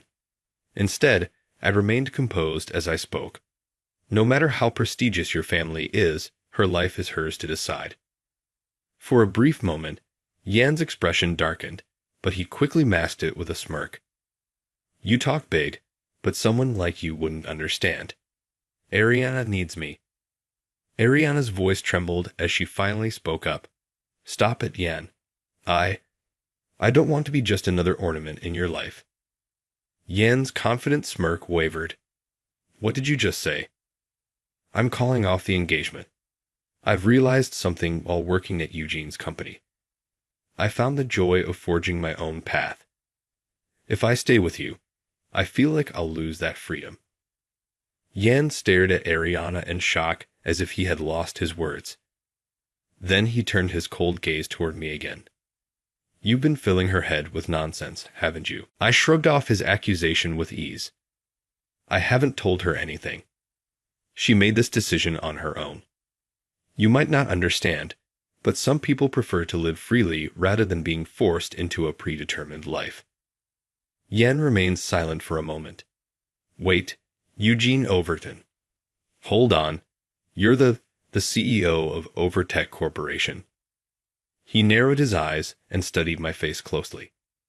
Oh, I remember now. Your company does business with ours. Hard to believe a small-scale company like yours thinks it can stand on equal footing with us. And yet, here you are, daring to talk back to me. His condescending tone made my brow twitch slightly. Yan, stop this. This has nothing to do with Eugene. Ariana tried to intervene, but Yan simply smirked and ignored her. Nothing to do with him. Oh, it has everything to do with him. A company like yours should be grateful for getting a contract with us, and yet, if the next CEO was treated with such disrespect, Maybe I should reconsider that deal. I could crush your company in an instant. His words were a blatant threat, but I remained unfazed. I met his gaze calmly and replied, "Crush us. Be my guest. But before you do, you should consider how that decision will impact your own company." "What did you just say?" I took a step forward and locked eyes with him.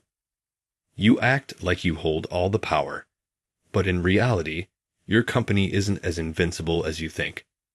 There are always consequences." I replied with a smile. That might be true. Yan shut his mouth, narrowed his eyes, and glared at me. Beside him, Ariana looked at me with fear in her eyes. "Eugene, are you really okay?"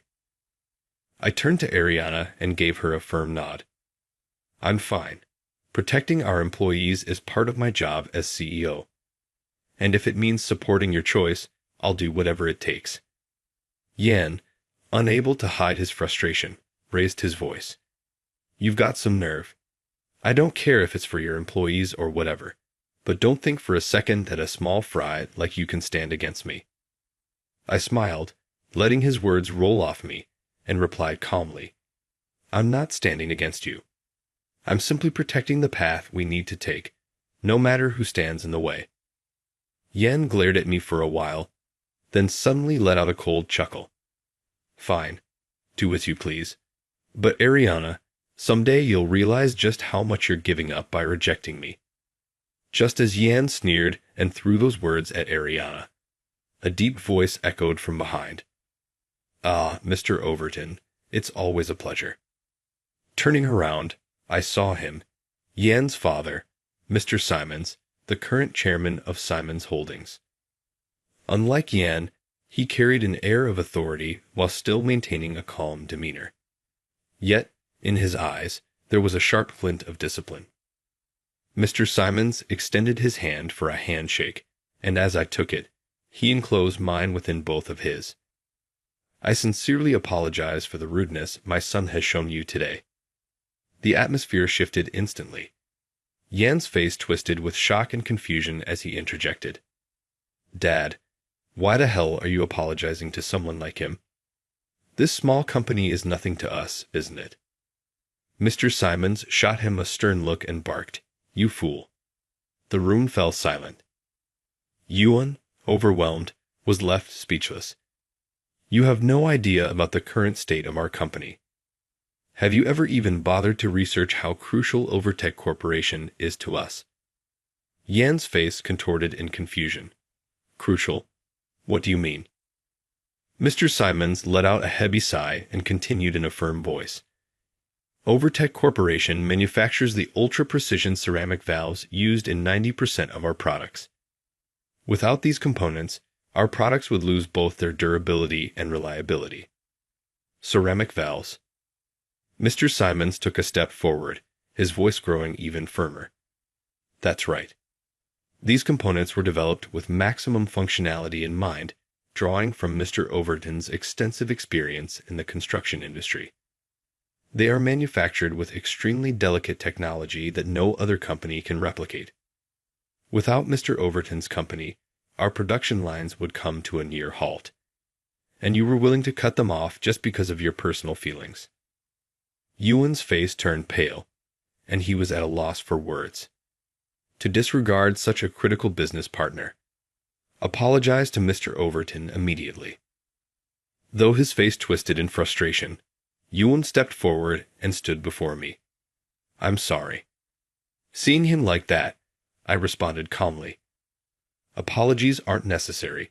Let's just end this discussion here. To be honest, I was already considering re-evaluating our contract with you." Mr. Simons' face instantly went pale. "Mr. Overton, please, anything but that. If we lose our contract with Overtech Corporation because of our mistakes, it will have a serious impact on Simon Holdings' future." He clung to me desperately, pleading, "I will take full responsibility. Please allow us to continue our contract as it is." I stared at Mr. Simons, pretending to think for a moment before speaking. Continuing the contract is possible. However, I have one condition. Mr. Simons looked at me even more intently, nodding with a serious expression. Please name it. If it is within our power, we will do whatever it takes. I cast a glance at Yuan, my gaze cold as I quietly stated my terms. Yuan and Ariana's engagement must be officially annulled.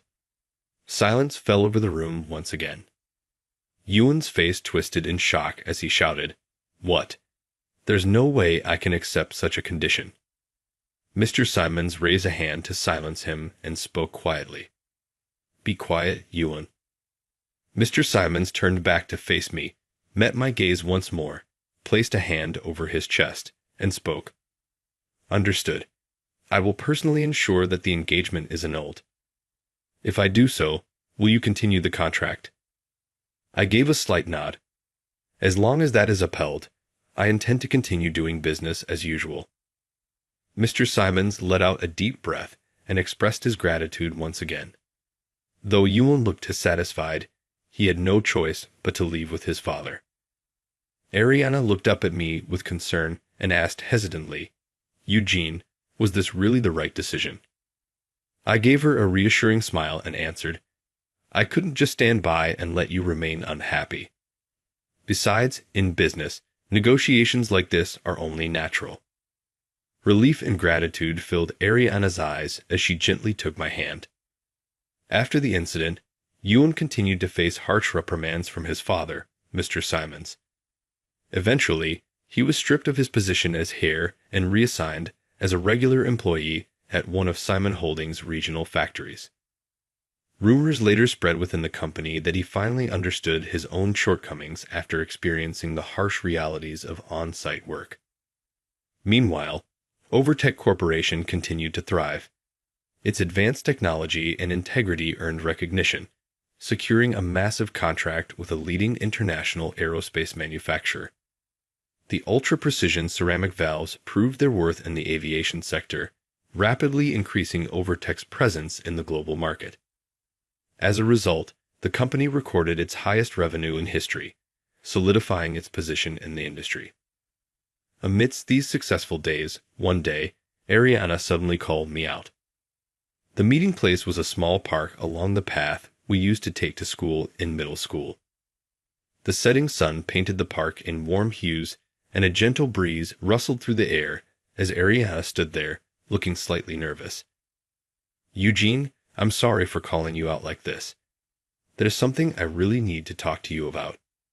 Sensing something unusual in her demeanor, I gave a small chuckle in response. "What's with the formal tone? The whole thing with Yuan is already over, isn't it?" "It's not about that." Ariana took a deep breath, then looked me straight in the eyes. "I've always liked you, Eugene." Her unexpected words made me stop breathing for a moment. "What?" Ariana blushed slightly and gave a shy smile. "Back then, when you taught me how to sew, I was moved by how kind you were. I had never met someone who treated me with such warmth. From that moment on, I couldn't help but keep my eyes on you. But I didn't have the confidence to say anything." Her words carried all the feelings she had bottled up over the years. "Even when my engagement to Yuan was decided, deep down, you were always in my heart. But I felt like I had no right to say anything." Listening to her, I let out a small smile.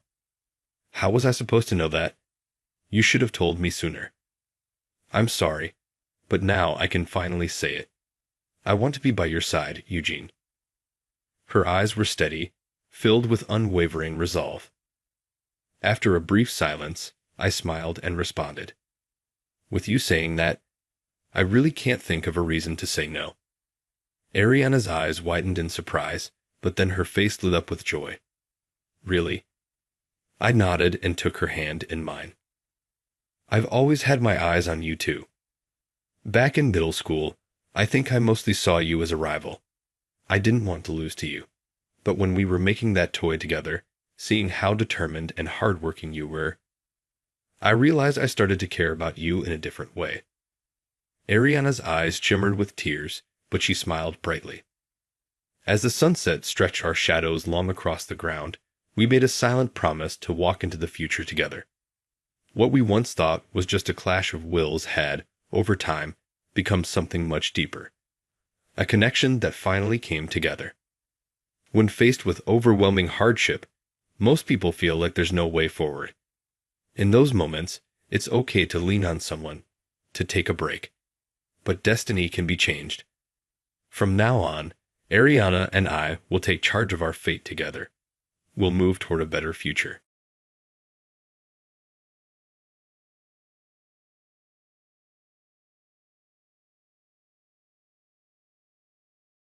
Apply common sense. We don't have any money to give to a farmer in need. Funny. Tong, the banker, smiled contentedly as I went to talk to him alone. There was no sense in saying anything further to this man. I let out an internal sigh and shared my thoughts with him. Well then, I'll stop lending out my land then. Tong appeared momentarily surprised before erupting in laughter. A poor guy like you giving a bank a loan for land? What are you discussing? Tong was laughing uncontrollably, but he had no idea that he would be pale and shaking in a few minutes. David Harris is my name. In my hometown, I am a 51-year-old farmer.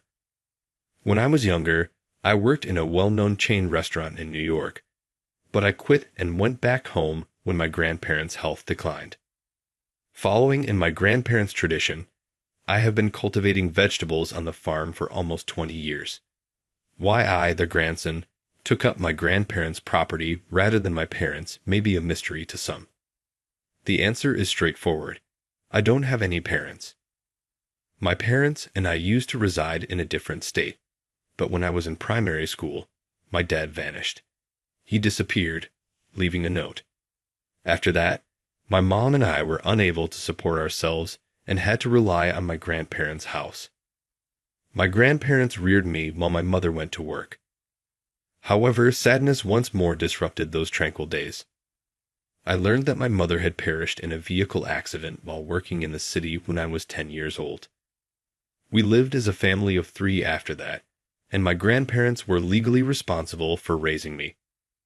I pleaded with my grandparents to allow me to assist with the farming as a child because I felt bad about depending on them. What are you discussing?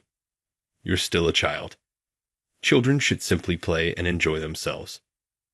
However, I wish to assist you. In addition, I want to cultivate vegetables. My grandparents reluctantly let me assist them after I begged them several times. They gladly showed me different vegetable growing techniques every day. They appeared especially happy that I was interested in vegetables, not because I wanted to help. They would smile every day as they let me ride the tractor for farm work.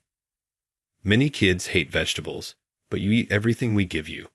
We're so glad, and to think you're interested in growing them too.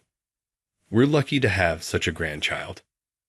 My grandparents, working under the open sky every day, had faces well tanned and deeply wrinkled from decades of exposure to the sun.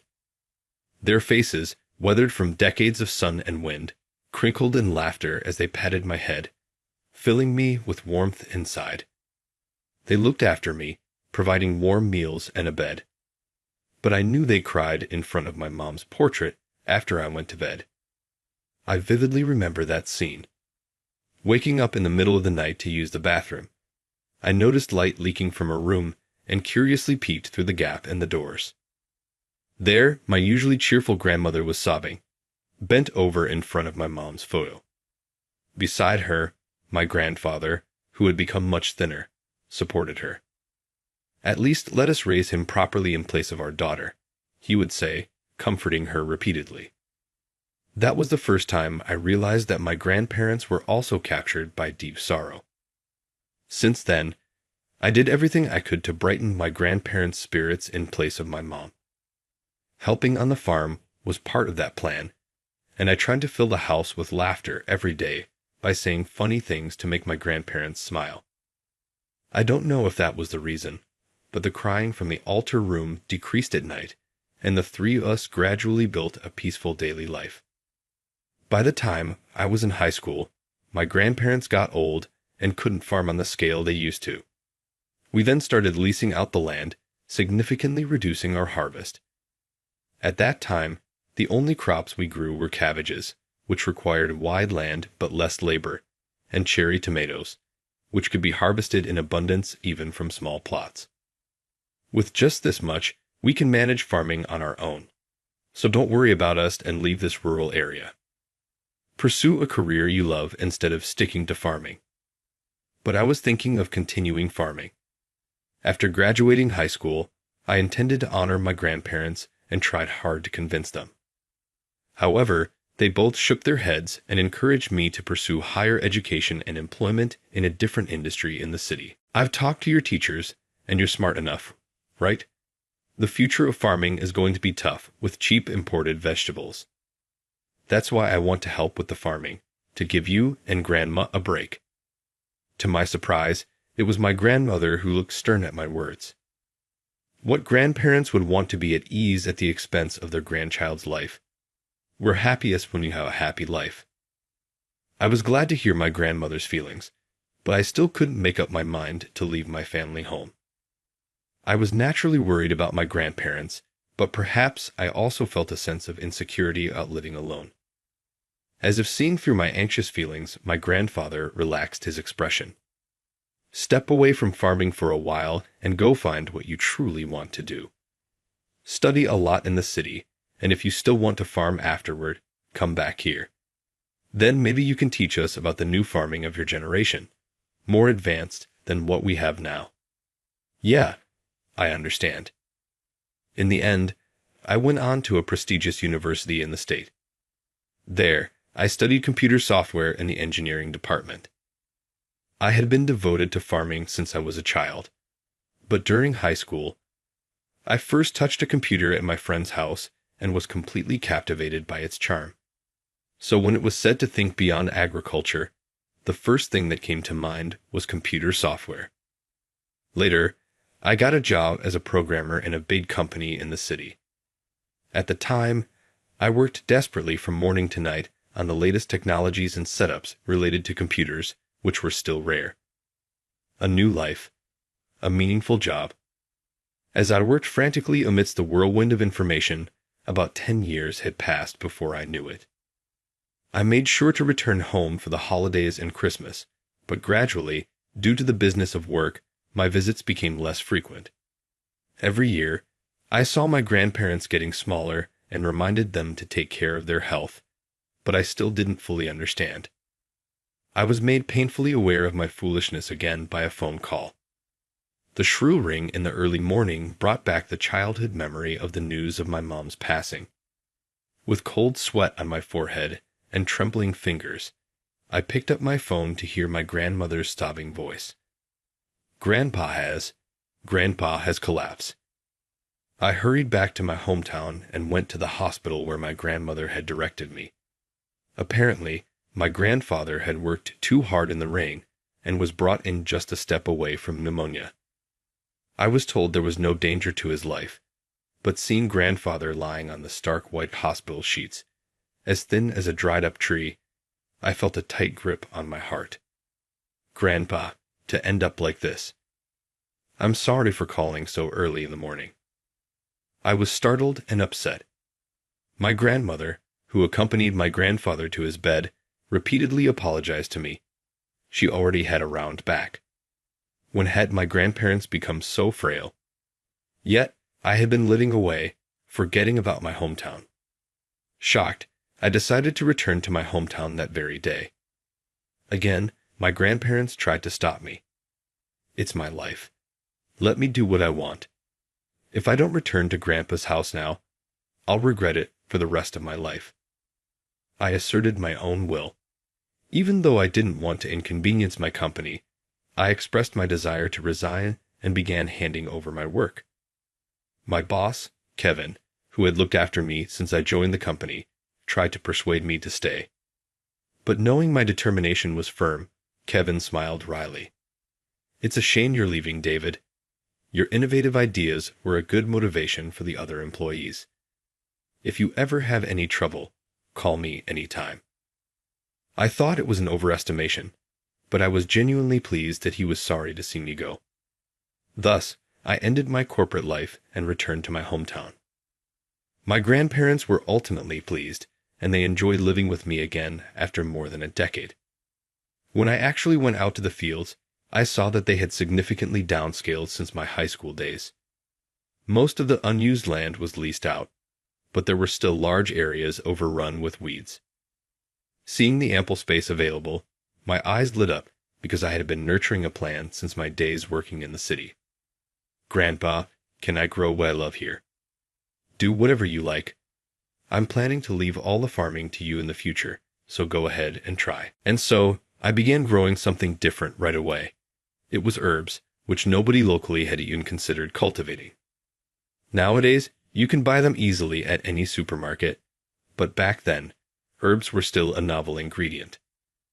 I saw a promising future in herbs, not only for cooking, but also for their edible and aromatic qualities. Fortunately, there was equipment that my grandfather had used in the past for cultivating cherry tomatoes in a greenhouse, so I started growing seedlings there. While primarily producing for restaurants, I also humbly asked local supermarkets to create a section for my herbs. Luckily, herbs were starting to become popular, and my herb farm had a more successful start than I anticipated. After a few years, the sales for my herbs surpassed my grandparents'. Having aged significantly, my grandparents took the opportunity to leave the entire management to me.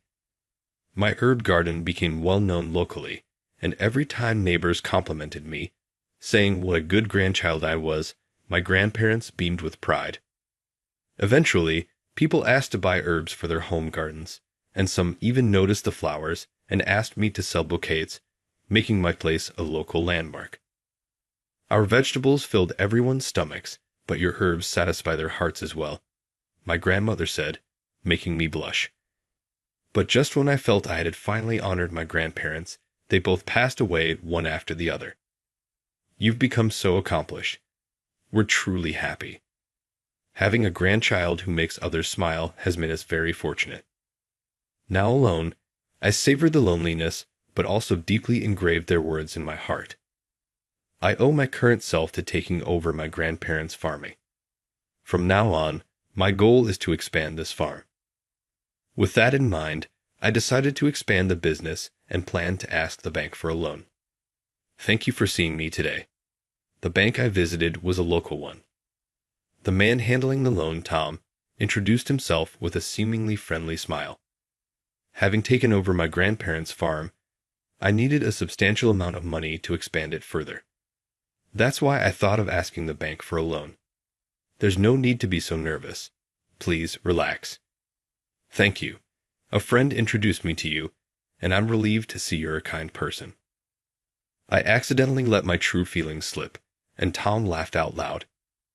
However, as our conversation drifted to small talk, Tom showed no interest in asking about my business plan.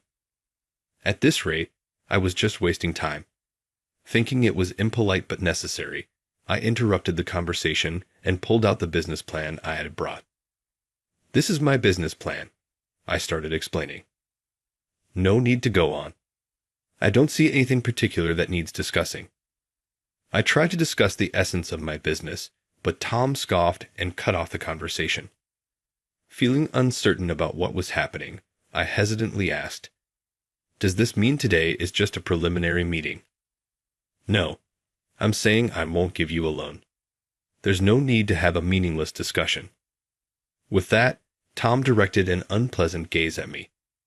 "Seriously, discussing important loans in muddy work clothes shows a lack of seriousness.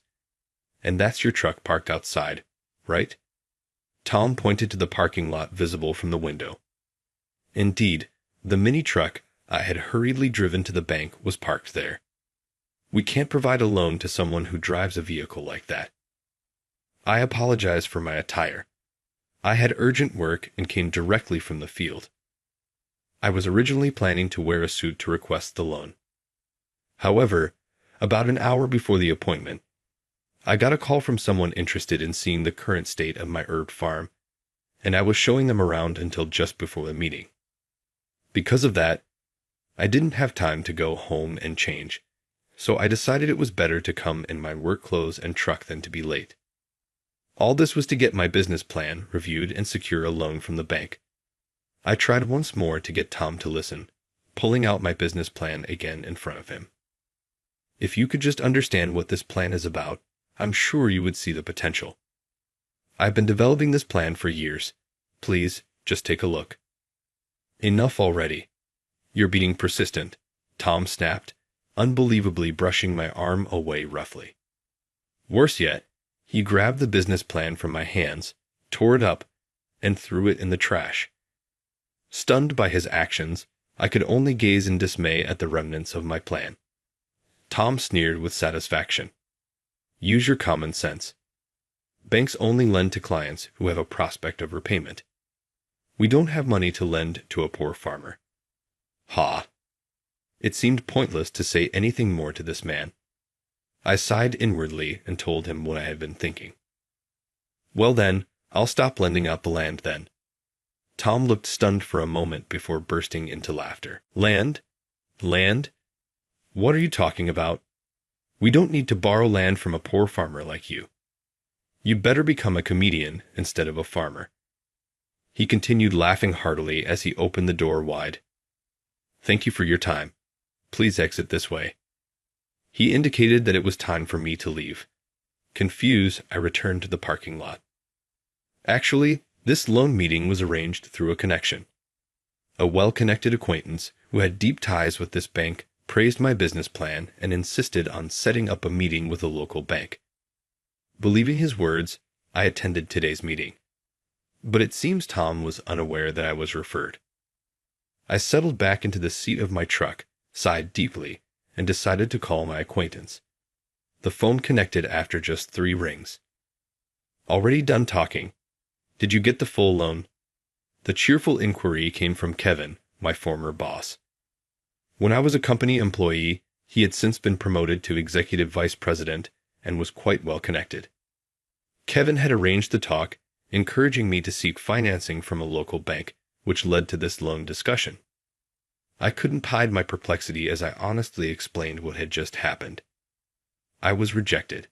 Not just partial, but I wasn't even allowed to discuss the loan. What do you mean by that? I could tell from his tone over the phone that Kevin was taking this very seriously. After I explained everything from start to finish about how Tom had treated me, Kevin let out a deep sigh. It seems there was a mix-up at the bank. I'll check it right now, but please, could you wait there? As Kevin was a benefactor, I felt obliged to stay. I wanted to go back and take care of my herbs, but I decided to wait a bit longer out of respect for him. Just 10 minutes later, an elderly man hurried out of the bank in a fluster. David, please wait. Let me speak with you again. He ran up to my truck, his face pale, and introduced himself as the bank president.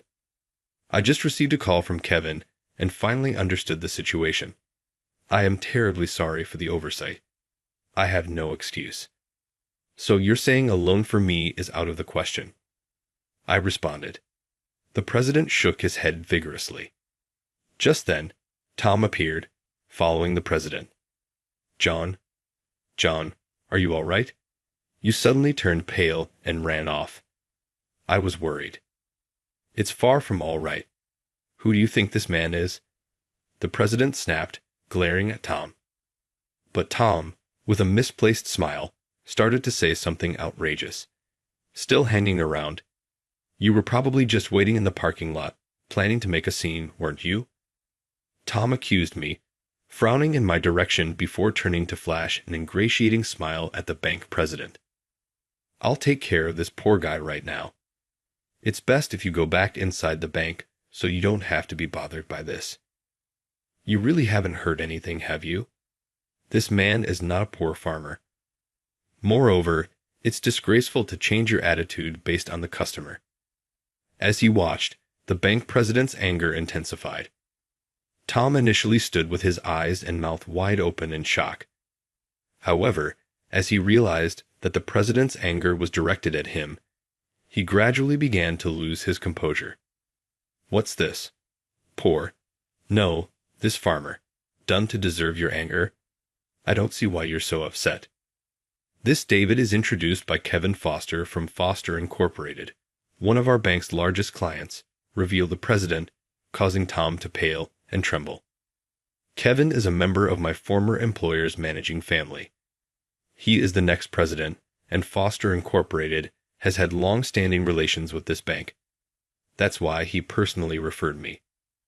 I had informed Tom here that David was coming at this time today for a loan consultation, and yet he failed the review. What were you thinking? Well, Tom finally seemed to grasp the gravity of the situation. He turned deathly pale and began to tremble. His frightened eyes darted between me and the bank president, and I thought he might simply apologize. Indeed, I had been treated harshly earlier, but I was also a loan prospect referred by Kevin.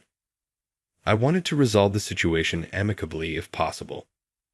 But it seemed Tom did not feel the same way. Hindered by his pride, he glared at me resentfully and muttered complaints. I'm very sorry for that, but if I may say so, this man came here in this mini truck. Tom pointed out defiantly. Even I, and even the president, were stunned by his persistence despite being so firmly warned.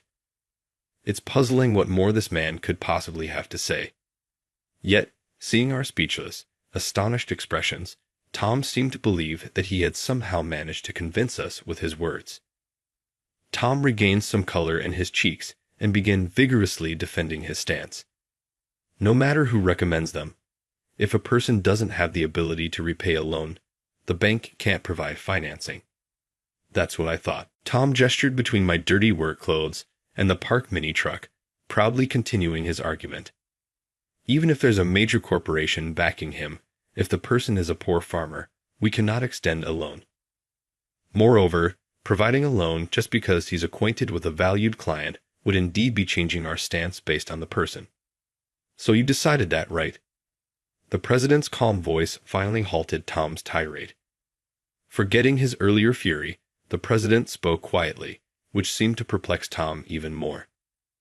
As bankers, it's crucial for us to thoroughly investigate our client's information. I thought I had taught you that, Tom. But based on the information about David's clothes and the vehicle he owns, that's how I judge.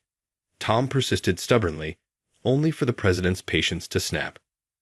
Don't be foolish. Anyone working at this bank should know David is a major landowner who's been leasing land to this bank since his grandfather's time. Leasing land? So what he said earlier was true. Tom's jaw dropped as he shook slightly, staring at me. It was almost comical to see his shocked expression, and I struggled to contain my laughter. When my grandfather scaled back his farming, a lot of land became vacant. Thinking it wasteful to leave it unused, he leased it out to various parties, with this bank being one of the largest lessees. The area around this bank, the access roads, the parking lot, it was all on land my grandfather had leased to the bank. And now, I've inherited the land and continue to lease it unchanged. Although I had to sell many plots to pay inheritance taxes, I still own the area around this bank. That's why the bank president was so pale and scolding Tom. Kevin's referral is a good enough reason in itself, but more importantly, our bank has been indebted to your family for generations. How could you dare speak so rudely to David? I didn't know. If I had been informed earlier, I wouldn't have disparaged the mini truck. Confused and cornered by the president's rebuke, Tom started making excuses, almost as if to suggest that I was the one at fault. Thoroughly exasperated, I finally spoke up. Including that I had prepared a business plan, and yet you tore it up without even looking at it. Tom, you tore up a client's documents. The president exploded upon hearing this new information, his anger reaching new heights. In front of the bank president, who seemed steaming mad, Tom had gone pale and shrunk in on himself, barely able to breathe. I didn't do such a thing. Could this be a misunderstanding? David, there's no evidence that I did what you claim. There is evidence. A young banker approached us, holding a trash can. At that time, inside it, predictably, were my business plans, torn to shreds. It seemed that the loan discussion ended much sooner than expected, so while cleaning the room in surprise, I found these important documents thrown away and brought them here. Mind your own business. Enraged, Tom lunged at the young banker, but he was swiftly restrained by the president's firm grip. That's enough. No more disgraceful behavior, Tom. I will decide your fate later. Stay at home and reflect on your actions until then. Please believe me, John. I was just working hard, trying to generate the most profit for the bank. It's all been in an effort to serve our bank's interests. Tom was making a pitiful excuse, but it only highlighted his biased and misguided efforts. As Tom was dragged out by other bankers and security, he shot me a resentful look. No matter if you're a landowner with influential connections, you yourself are nothing special. No matter how much money we lend you, your herb farm will just end up failing. No worries there. My Harris herb farm is doing quite well and increasing its revenues, I replied calmly, which caused Tom to gasp and stumble over his words. Harris Herd Farm. Is that the enterprise that's been supported as a model for regional revitalization, receiving requests from urban restaurants and local supermarkets, booming with business? Oh, you knew? You should have read my business plan then. If Tom hadn't been so focused on finding fault and had actually looked at the documents, he might have realized who I really am. I wasn't considering a loan due to financial troubles. On the contrary, I was planning to seek additional funds to establish a new farm in the cooler highlands, considering future growth.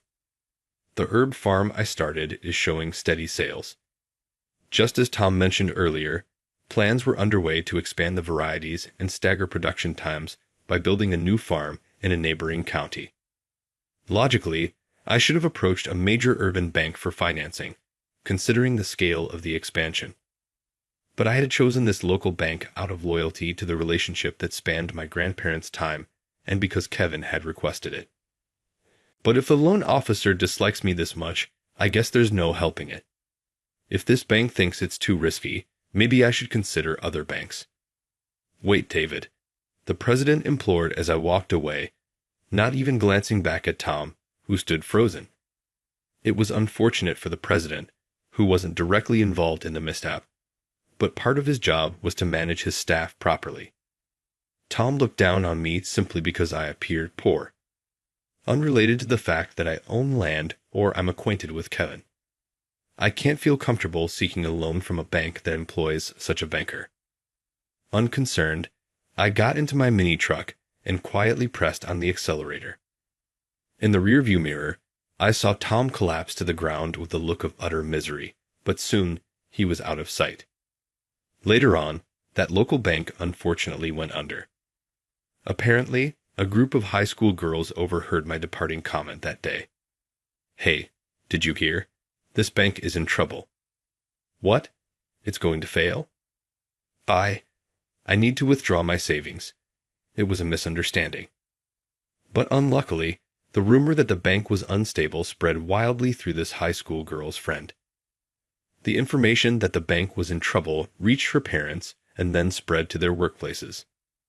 As a result, many people, unaware of the rumor's origin, believed that the bank was facing financial difficulties.